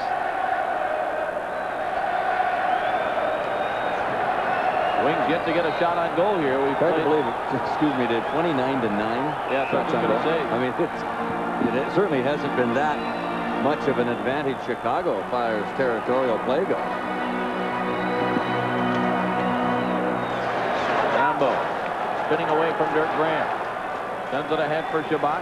He'll roll it into the Chicago zone. Now center ice McKay with a hit on Troy Murray. A couple of people going down along the board right in front of us here. Now Chason moves it to Zambo. Dirk Graham cuts in though, steals the puck. Graham dumps it to the corner. Eiserman's there, looking to come out. Eiserman to center ice. Plays it right in on Chevrier. Chevrier trying to move it out. Got it by Adam Graves, and here comes Murray. Leading the attack. Drives along and he scores!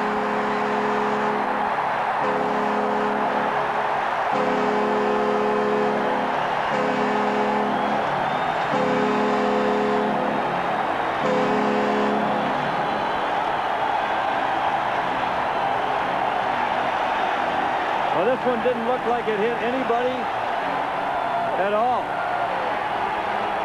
as Murray just dropped over the blue line and let it go. And he beat Hanlon underneath the trapper. That may have. That puck looked like it might have hit the defenseman as we look at the replay. Did it hit Delorme? Yeah, it's hard to tell there. It definitely dropped and got by him. That one almost looked like it got between his legs, but couldn't tell if it did hit Delorme or not, but it definitely handcuffed Hanlon. And that's a big 2-goal lead for Chicago. Pass up the middle now. They were looking for Shabbat. McGill sends it back for Presley. Hawks will be going for the kill now. They got the Wings down by 2. Centering pass. And that didn't miss by much. Wayne Sutter was heading for the net. Sutter took a run at Burr and missed him. Goes back in behind Steffen. Or rather Hanlon. Wristing it up the boards. Robertson checked by Creighton. The two of them are going to go. Two of them are going to go. Adam Creighton and Torrey Robertson. Not a bad idea to get Creighton on the in the penalty box for a few minutes. Creighton using that reach in an altercation as well. He's got a big size advantage there on Torrey Robertson.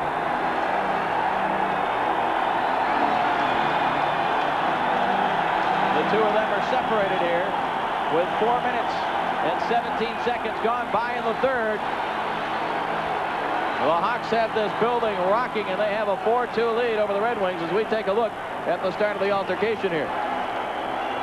Creighton went after Robertson with the intention of getting him going. There isn't any question about it. And you know Robertson's going to go. So the two of them whack on each other a little bit, and both get 5-minute majors. 4-2 Chicago. Back after this. Assisted by Chevrier at 3:45. Adam Oates across the line now. Drops for Peter Klima. Klima trying to create something. Takes the shot. Chevrier has it. Hangs on as Norwood ran into Chevrier.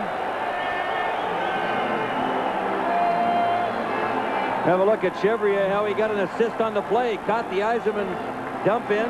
Goes off the boards to Murray right there. We'll look at it one more time. It could have caught Delorme's stick. He waved his stick to his left. Yeah. Hard to tell.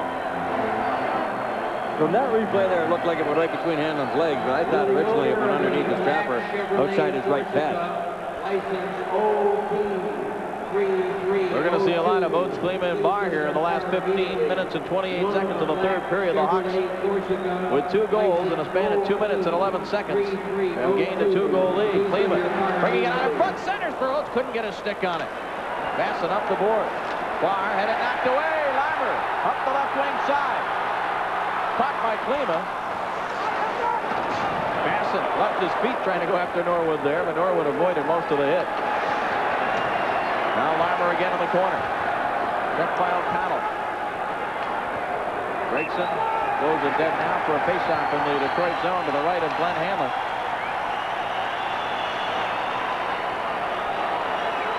Game 4 in this series right back here at Chicago Stadium tomorrow night. We'll have all the live action here on TV 50 beginning at 8:30 p.m. We look at Peter Klima hustling back the other way, Mick. Making the defensive play. He's had an offensive opportunity at the other end, and yes, he's right back to stick it to Jeff Larmer and knock him off the puck. Steve Larmer, rather. Jeff's brother, who used to play for the Hawks and the New Jersey Devils. Ray, you got some scores for us? Yeah, sure have, buddy. And here it's still 5-2 in that St. Louis, Minnesota game late in the second period. Calgary has won that one 4-0, a shutout over Vancouver. And Edmonton still leading 4-0. That's a final score. Montreal knocks off Hartford 5-4. In overtime, Stephane Richer gets the winning goal. Boston leads 4-2. Final score, it's 4-2. Boston wins it. Hanlon just had that last shot hit him. He never saw it. Hawks with the pressure on in the Detroit zone. Here's Norwood. Cleared it up the middle, but it's picked off by Wilson. Hawks have the lead, and they continue to carry the play. Now, Klima gives it off to Oates. Into the right wing corner for Barr. Barr spun around by Wilson. Wilson goes down to cover the puck. Now it squirts loose. Up to the right point, held in by O'Connell. Wilson intercepts.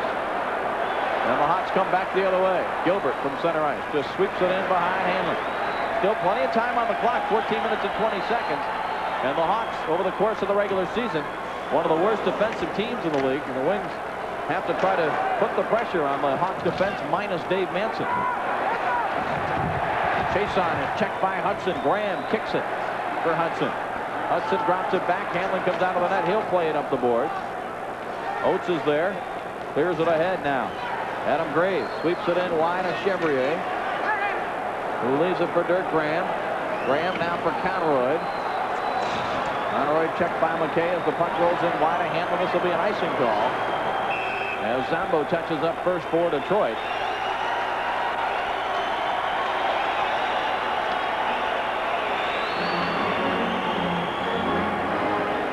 Glenn Hanlon getting a little refreshment there. Try to stay cool. Alain Chevrier has faced only 11 shots. And he has stopped 9 of them. Got some help from his friend the crossbar on the very first good scoring chance of the game back in the first minute. Terry Gregson now over talking to the penalty timekeeper. I'm not sure what this is all about. With the time clock, the timekeeper does, and I wonder if they're questioning the clock overhead here. We'll get it figured out. Be back after this.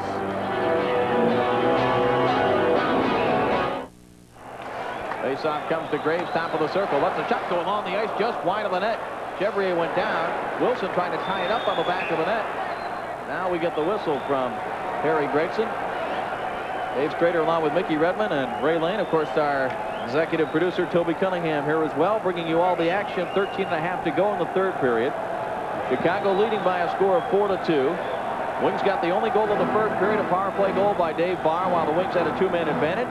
The Hawks outscored the Wings 2-1 in the second period, and the Hawks have the only 2 goals here in the third. Let's go downstairs once again to Ray Lane for some more scores. Okay, just on the board, Minnesota has just scored late in the second period. They still trail, however, 5-3 at Pittsburgh, knocking off the Rangers 5-2 in the third period. Gord Brossiger, the linesman, will get ready to drop it again. Yzerman, I believe, tossed out of there. Adam Graves, normally a center, set to take the faceoff now. To the left is Chevrier. Graves wins the draw. McKay sent it in wide. Doug Wilson for the Hawks has it behind his own net. Now it goes to Trent Yawney off the boards. He hits Hudson in full stride. Hudson going wide on Chason. Dumped it out in front. Hanlon poked it away. McKay starts it back. He has Yzerman with him. Crossed the line. The play offside. Gonna give it to him early. Give it to the man that likes to handle it and handles it best. And jump back into the hole for a pass. A little inexperience perhaps on the part of McKay. Not sure what Yzerman wanted to do there. Tavares trying to keep his troops pumped up here. Still 13 minutes and 13 seconds left in the third period, so plenty of time for the Wings to try to mount some kind of a comeback, but they've been outshot badly here at the stadium. It's now 31-11 shots on goal. You know, there's always been a question about the shot clock here at Chicago Stadium, whether it's been rather favorable to the home team or not. Yzerman will shoot it ahead, but it's blocked by Yawney. Trent Yawney, center ice now for Dirk Graham. Flips it into the Detroit zone. Hanlon way out of the net to play it. And he got it over the head of Doug Wilson. All the way down, it'll be an icing call as Yawney touches up. And that suits the Hawks just fine, leading by 2. They'll take all the icings and dump outs and that sort of play on the part of the Red Wings.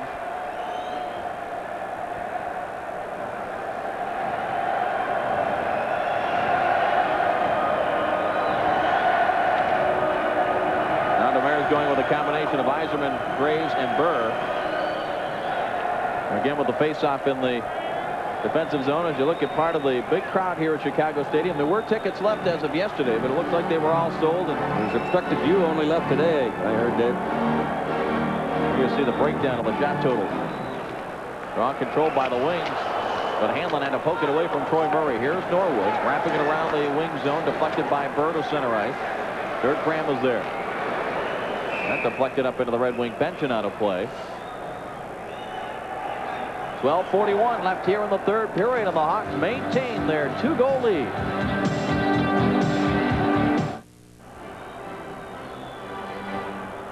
Back at Chicago Stadium, 12:41 remaining here in the third period. Again, a breakdown of those shot totals and how the Hawks have built this 4-2 lead.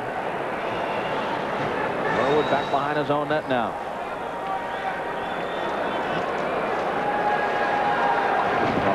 Checking effectively, taking away most of the options of the Wings. Now it comes to center ice. Barr tips it ahead. Wide as Chevrier again. It'll be icing.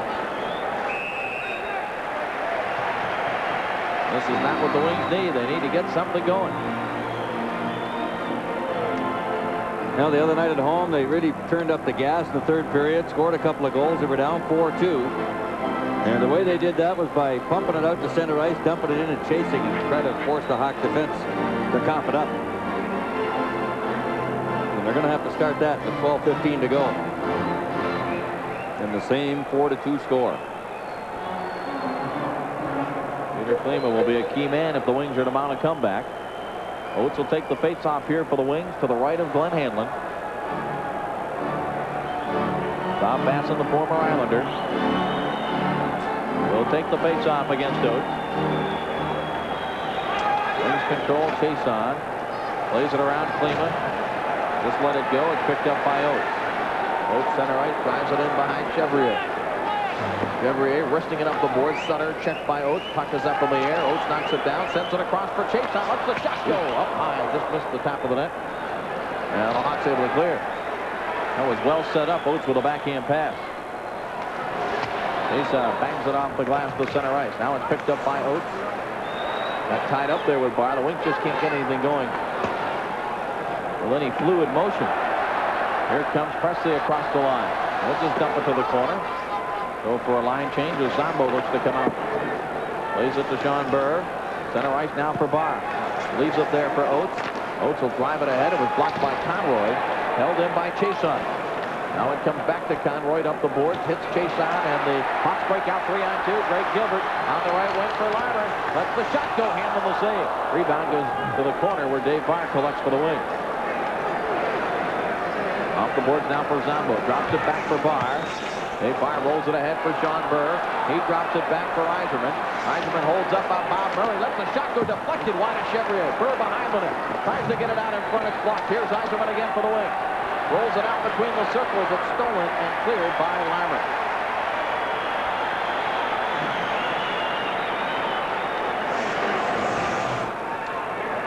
Wilson chasing it back into the Hawk zone. Whips it up the boards. Deflected by Hudson. Into center right. Trent Yawney there first for Chicago. Hudson heads for the net. The pass for Hudson. And it went just wide. It comes back toward the net. Caught up in the equipment of Hanlon. He has it in the traffic. And Hudson was right in his face. And we're still approaching the halfway mark of this third period. The clock not a factor yet. Still plenty of time. But the Wings stuck on 11 shots on goal.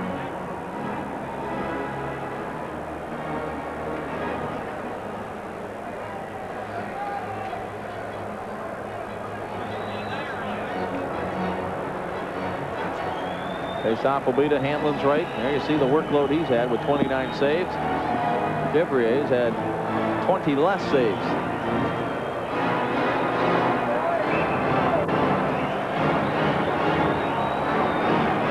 Yzerman and Troy Murray, the two number 19, set for the faceoff.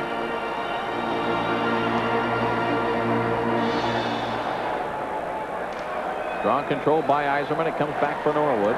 Lays it around. Bird deflects it ahead. Yzerman trying to catch up to it. Here comes Chevrier again. Yzerman knocked it down.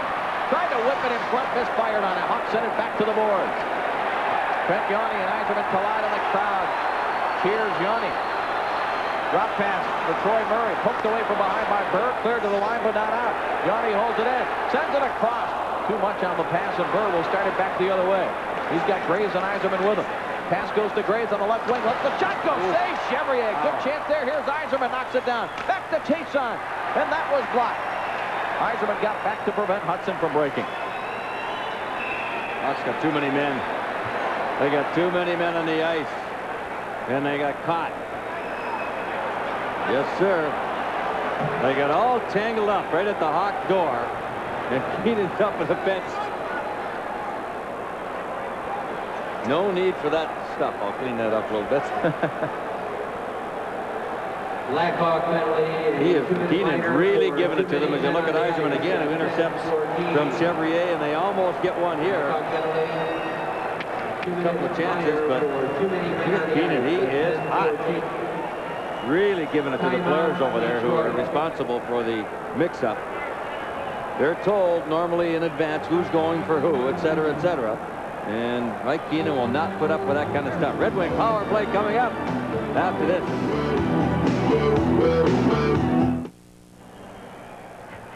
Well, the Wings were looking for a break, and they've gotten one here as the Hawks caught with too many men on the ice at the 10-14 mark of the third period. So if the Wings can capitalize on this power play, they will still have plenty of time. Only trailing by a goal. Everett Santapass, who has seen very little ice time tonight, only a couple of shifts that I can recall, will serve the bench minor penalty. Mike Keenan upset with the players over there who perhaps jumped on prematurely. The Red Wings have scored both of their goals on the power play, and they'll have another chance right here with 9:46 remaining. Game 3 of the Norris Division semifinals. The winner, it looks like, will play the St. Louis Blues, who are going to go up 3-0 in their series with the North Stars. And the Wings don't connect on that pass. That allows Doug Wilson to just drive it down the ice. Jason pass broken up by Larmer. Dirk Graham trying to get a handle on it. He'll just dump it back for Wilson. As again, the Wings haven't had the puck much, Nick, in this third period. They haven't. Hanlon sweeps it ahead. Yzerman for Cleveland. Yzerman will go over, and Trent Yawney got there, and the puck deflects up into the Chicago bench. And 38 seconds have ticked off the penalty, and the Wings have yet to get control and get something into the Chicago zone. Steve Yzerman, who played 45 minutes out of the 75 minutes or so the other night. Of course, he was used to a lot of ice time during the regular season, and he's getting a lot here in the playoffs once again.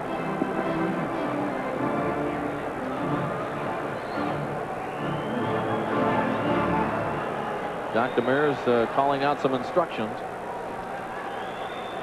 He wants Barr on the left wing side and Klima wide on the right wing side. The play they set up the other night, and they set it up well, and it worked. Eiserman back to Chason and straight over to Klima. It doesn't work this time. Got to win the faceoff first, and the Hawks control it. Wilson, ooh, that hit the linesman. He's down. He's down still. Now, is Gregson going to blow it? Yes, he is. Gord Brossiker took that. I thought it hit him right in the left arm, but I'm not so sure. It's 2 games in a row and a linesman hit with a puck and shaken up.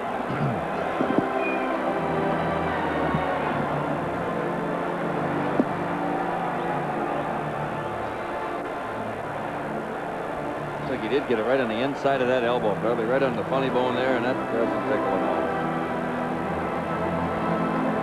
They attend to Gord Brossiker. We'll take a break. Be back in a moment.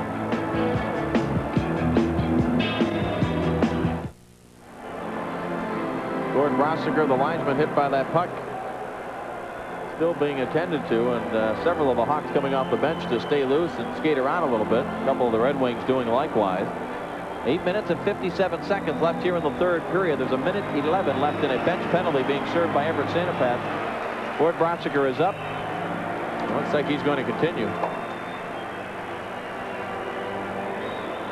Hitting the right spot sometimes or the wrong spot. Actually, that whole arm can go numb on you.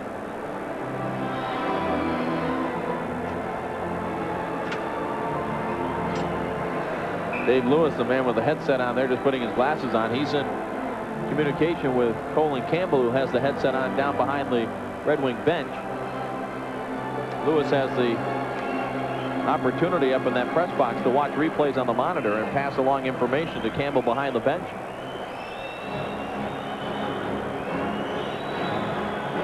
All right, we're ready to resume play here with a faceoff right down in front of our broadcast position here.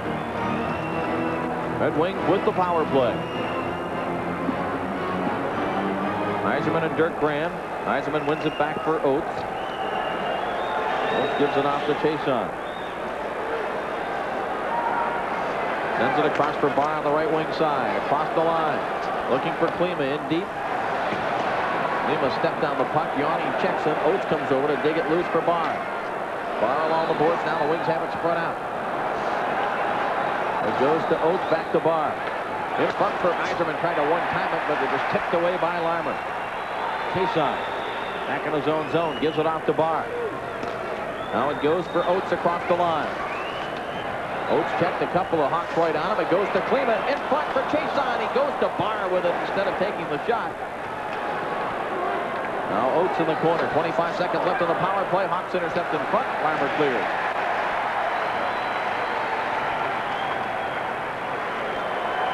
Eiserman with perhaps time for one more rush. Troy Murray lost his stick. He'll get another one back right at the bench. Here comes Eiserman across the line. Drops it back for Burr, who had fallen down. Burr gets back up. It goes back behind Chevrier. He tried to interfere with Barr. It goes to Eiserman. In deep for Oates. Now to Barr in the corner. Here comes Santa Pass out of the box, but the Wings still have the pressure on. They finally get somebody in front of the net. Oates is there. Barr in the corner is checked. Now Burr trying to come out of there with it. Sends it to Oates behind the net. They try to get it in front. Oates again has it loose. Backhands it in front. Picked up. Here come the Hawks. They got Santa Pass on the breakaway, and it's out of his reach. Hanlon comes out to clear it. Oh, and it hit the linesman. That forced the play offside. Hanlon made the decision quickly and correctly. Hawks are doing a great job, I must say, in their own zone. They really are on top of the Red Wings every time they turn around and just not letting them set anything up at all. They get one shot on the power play. Well, the Hawks gave up 335 goals over the course of the regular season. Only 3 or 4 teams gave up more. Let's go downstairs to Ray Lane. Okay, guys, we can check this one out late in the third period now. St. Louis with that 5-3 lead over Minnesota. 4-0 final. Calgary on top. Edmonton wins it. Same score. 4-0 over the L.A. Montreal in overtime over Hartford. 5-4 win. 4-2 Boston wins that one over Buffalo. And 4-3 in OT Washington. And one other score for you. Pittsburgh leading 5-2. Third period back upstairs. Around the boards, held in by Norwood. Sends it back toward the net. Blocked by Doug Wilson. He's able to clear. 7 minutes left in the third period. Still time on the clock, but the Wings running out of time now as Burr deflects it in wide of Chevrier. This will be icing as Yanni goes back to touch. Burr with a hit on him. That draws a crowd.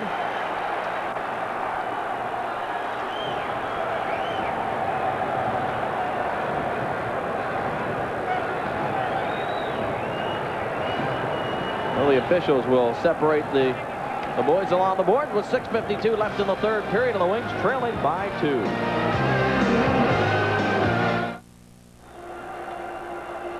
Face off to the left of Hanlon following the icing call.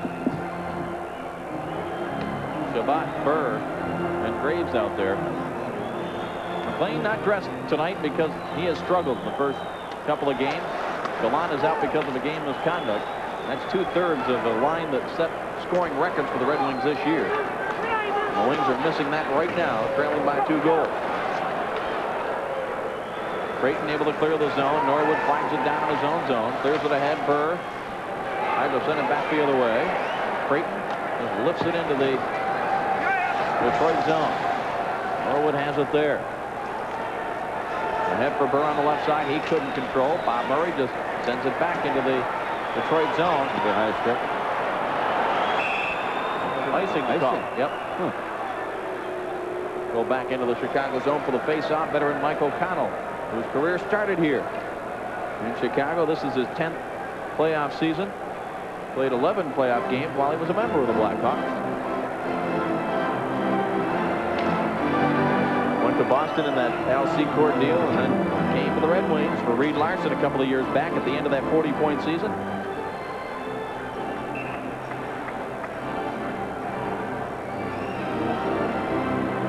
Oatsbar and Klima and Yzerman. Mick playing out there on the point, even though it's not a power play. The Mariners trying to get as much offense on the ice as possible. We saw him use Steve in this situation like this a couple of times during the regular season. Around the boards now, Basson. Held in by Yzerman, sends it toward the net. Chevrier dumped it for Trecchioni off the boards. Dirk Graham able to clear. Yzerman back to get it. Jason's got to remember that Yzerman's out there. Oh, and strange hop off that glass man. And give him some help back there on the blue line. Here comes Yzerman. His pass intended for Byer was blocked. Doug Wilson, who's been a tower of strength on defense for the Hawks so far in this series. Now Klima starts it back the other way. Being held up by Basson. Got to be a penalty there. There is to Bob Murray. Stick up over the head and the chop. No question about it. Now Jock is up talking to Hanlon. He is talking to Hanlon about coming to the bench for an extra attacker with 5:33 to go in the regulation third period. But maybe he's Hanlon right now is fiddling with the equipment, and he wants a break is what he wants. Blackhawk penalty, Bob Murray, 2 minutes per slashing at 14:27. Bob Murray off for that slash. Hanlon getting another stick. I think that's exactly what Jacques was doing, was trying to get Hanlon to get a delay here. He's going to get him for another one. He's having some problems with the tape, or so he says.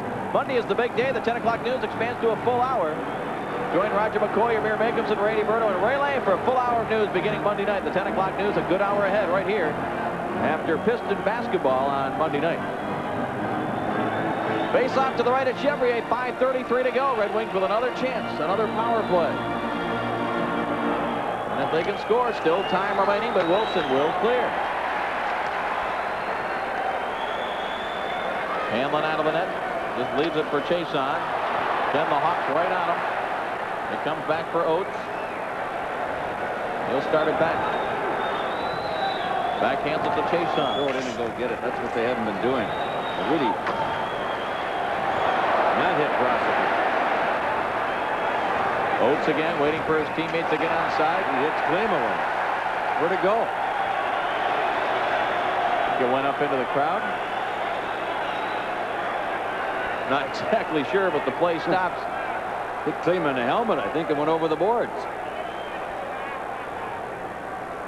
Well, the face-off at center ice, nothing going right for the Red Wings. The Wings Just 3 shots here in the third period. 12 in the game. Let's go back downstairs to Ray Lane. Everything's going the Blues' way as they win this one. Final score to make it 3 straight over Minnesota. This one is 5-3, and they lead that series 3-0. The celebration just moments ago as St. Louis Blues do it again. Back to live action here. Yzerman across the line for Klima. Tried to drag the puck. Held in by Chason at the line.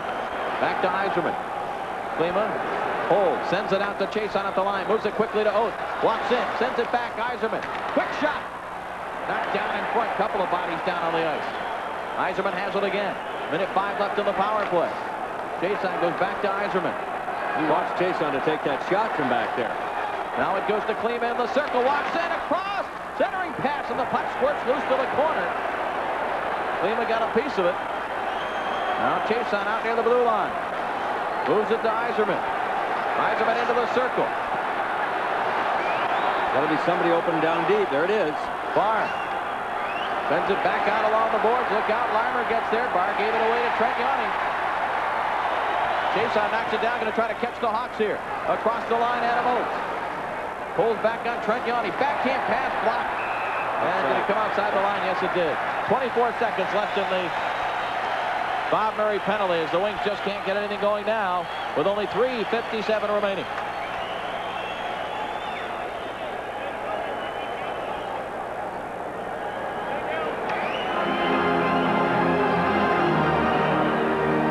Out here at Chicago Stadium enjoying the action with their team ahead. It looks like they will take a 2-1 lead in the series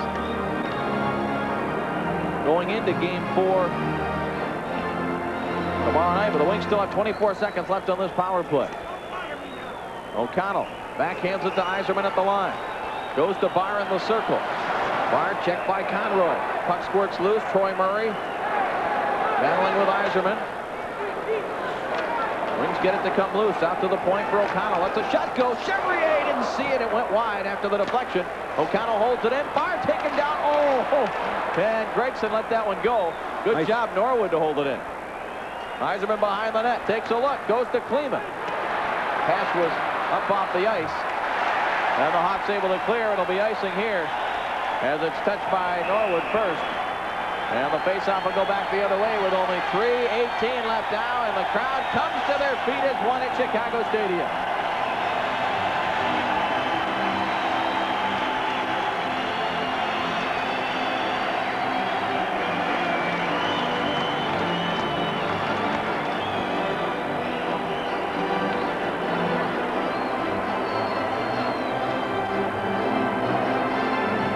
Shot by O'Connell. I'm not sure if it hit Chevrier or Barr in front and went right to Conroy and up the ice.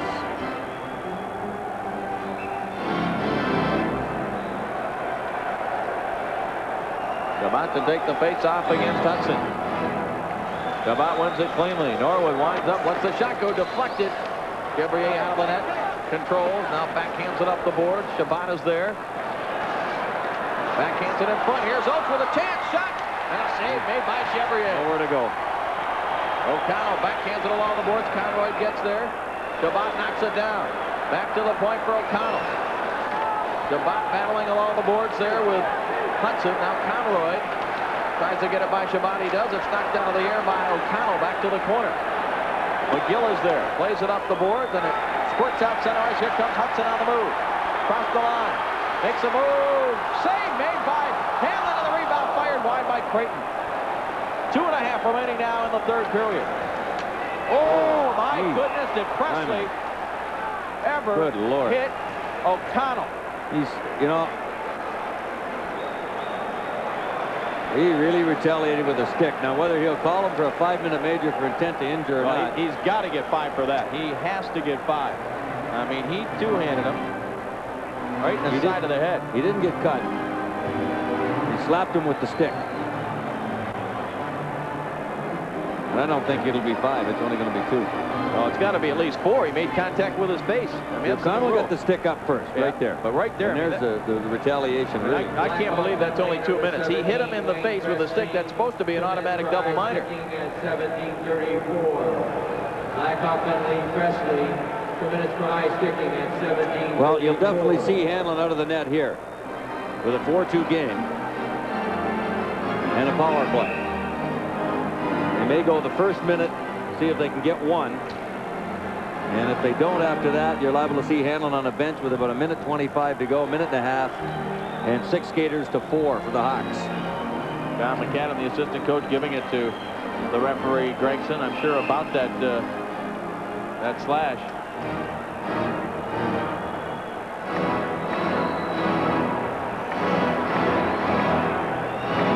Boy, that's as bad a high stick as I've seen only called a minor penalty all year. The mayor still telling his players there's a chance with 2:26 to go, and certainly there is. Chase on center ice. On the left wing for Cleveland. Oh, and Barr is offside.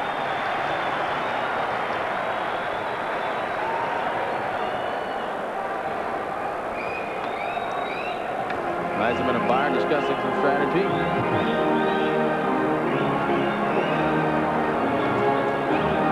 Chuck looking at the clock.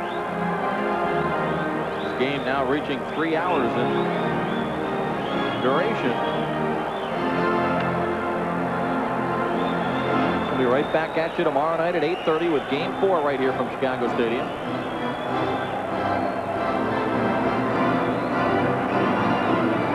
Eiserman and Dirk Graham now right at the Chicago blue line. Eiserman wins it back to Oates. Back for Eiserman, trying to cut through the defense. Yanni knocks it away. Plays it up the boards. Got it by Chason. 2:10 left. Being bothered by Dirk Graham, who just doesn't stop working. Now the pass goes to Klima. Klima carries across the line. Dropped it for Barr. Barr at the top of the circle. Trying to send it out to the blue line. Gets it to Oates. Oates, good play. Moves it to Eiserman. Quickly in front. Deflected by Klima. Hit the post. Oh, and it hit the post to the left to Chevrier, and the Hawks able to clear. Less than 2 minutes remaining. Demers up. Motioning to Hanlon to come to the bench. He's going to the bench right now. They got to gain the zone. They call it onside, but nobody's going in. And the Hawks will clear. Wide of the net. No icing, remember. Yep. Hawks are short-handed, so they can't get called for icing. Byrne drives it in behind Chevrier. He gets back there in time to stop it for Bob Murray. Up the boards. It bounces outside the line. Go. Hawks looking at that empty net, but it's blocked. Now it comes to Doug Wilson. He shoots it. And Adam Oates makes his first save of the night. Chason. Boy, just indecisive out there. Yep. He was doing that. Less than a minute to go in this one, and only half a minute left in the power play. Dave Barr plays it into the Chicago zone. Chopped at by McGill to center ice. Line pass.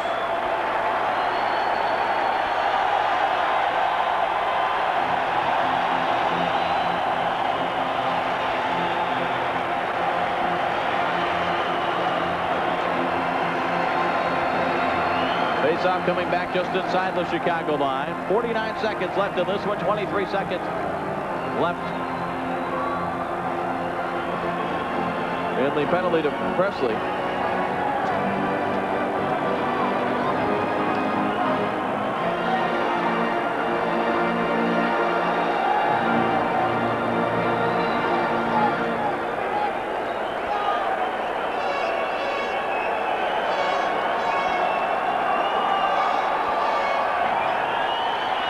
Gord Brossiker, the linesman, set to drop it.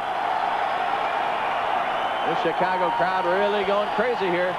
They'll be revved up tomorrow night again as the Hawks will look to put the stranglehold on the Red Wings tomorrow night in the series.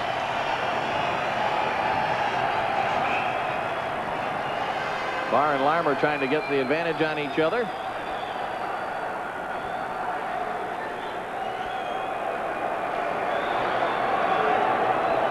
Two captains on the draw. They jam it up, and it's cleared by Larmer. Oates back to play it into the Chicago zone. Delayed offside. Wilson will just wheel it around. Oates has to go back and get it. Presley still in the box, so there's no icing here. Chase on sent it across, but it was behind Burr. Eiserman will get there. Eiserman through center ice, carries into the Chicago zone. Along the board, sends it in front for Barr, hit his body, now it's cleared out to center ice. Presley's out of the box, the teams are back at even strength. The Wings still have the empty net. Now it comes to Presley, goes for the open net, blocked by Chason. And this will be a 4-2 final. The Blackhawks defeat the Red Wings to take a 2-1 lead in the best-of-7 series. And we'll be back with a recap in just a moment.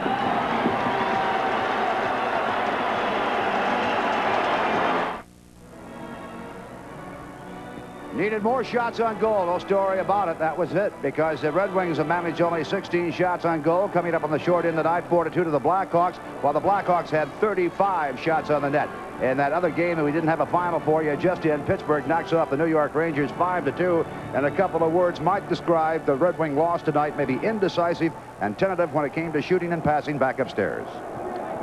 Thank you, Ray. So the only victory the Red Wings have in this series make game 1, and I remember you talked about some fans going out of the building on Wednesday night after the Red Wings had won, saying, boy, it was a boring game, the Wings didn't play well, but they played that defensive style that really shut things down, and I think we're going to see a return to that tomorrow night. That may be the only way for the Red Wings to get back into this. Well, that's what the Hawks did tonight. They reversed the tables on them, and they really shut the Red Wing offense down. They just blanketed everybody from the center ice area all the way down into the Hawk zone. As a result, the Wings only get 16 shots on goal.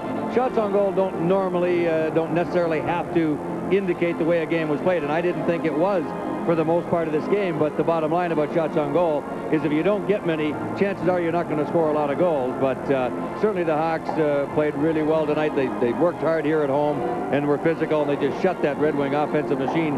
They weren't as sharp, the Wings, as they could be offensively. They're going to have to get that tomorrow right in gear. Let's take a look at our Budweiser player of the game, and it's Denny Savard with a goal and an assist tonight. And he's been a different player, Mick, in the last 2 games than he was in game 1. He really has, and he's a guy that sparks this hockey club, gets them going, gets the fans going here at Chicago, and he is he's the ultimate Hawk. He's the guy that puts the speed together and gets everybody going behind him and leads this hockey club. Again, for our producer-director, Toby Cunningham, down on the truck, for Ray Lane, and for Mickey Redmond, I'm Dave Strader saying so long. We'll be back at you tomorrow night live here from Chicago Stadium at 8:30 with Game 4 of this best-of-7 series. Tonight, the Hawks took a 2-1 lead, winning this one by a final score of 4-2.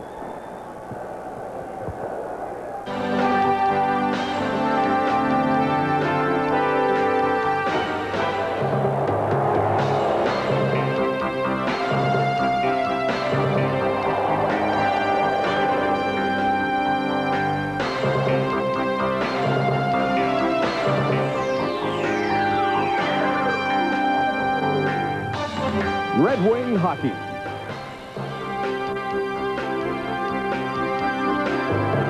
Brought to you by Budweiser. Beechwood aged for that clean, crisp taste.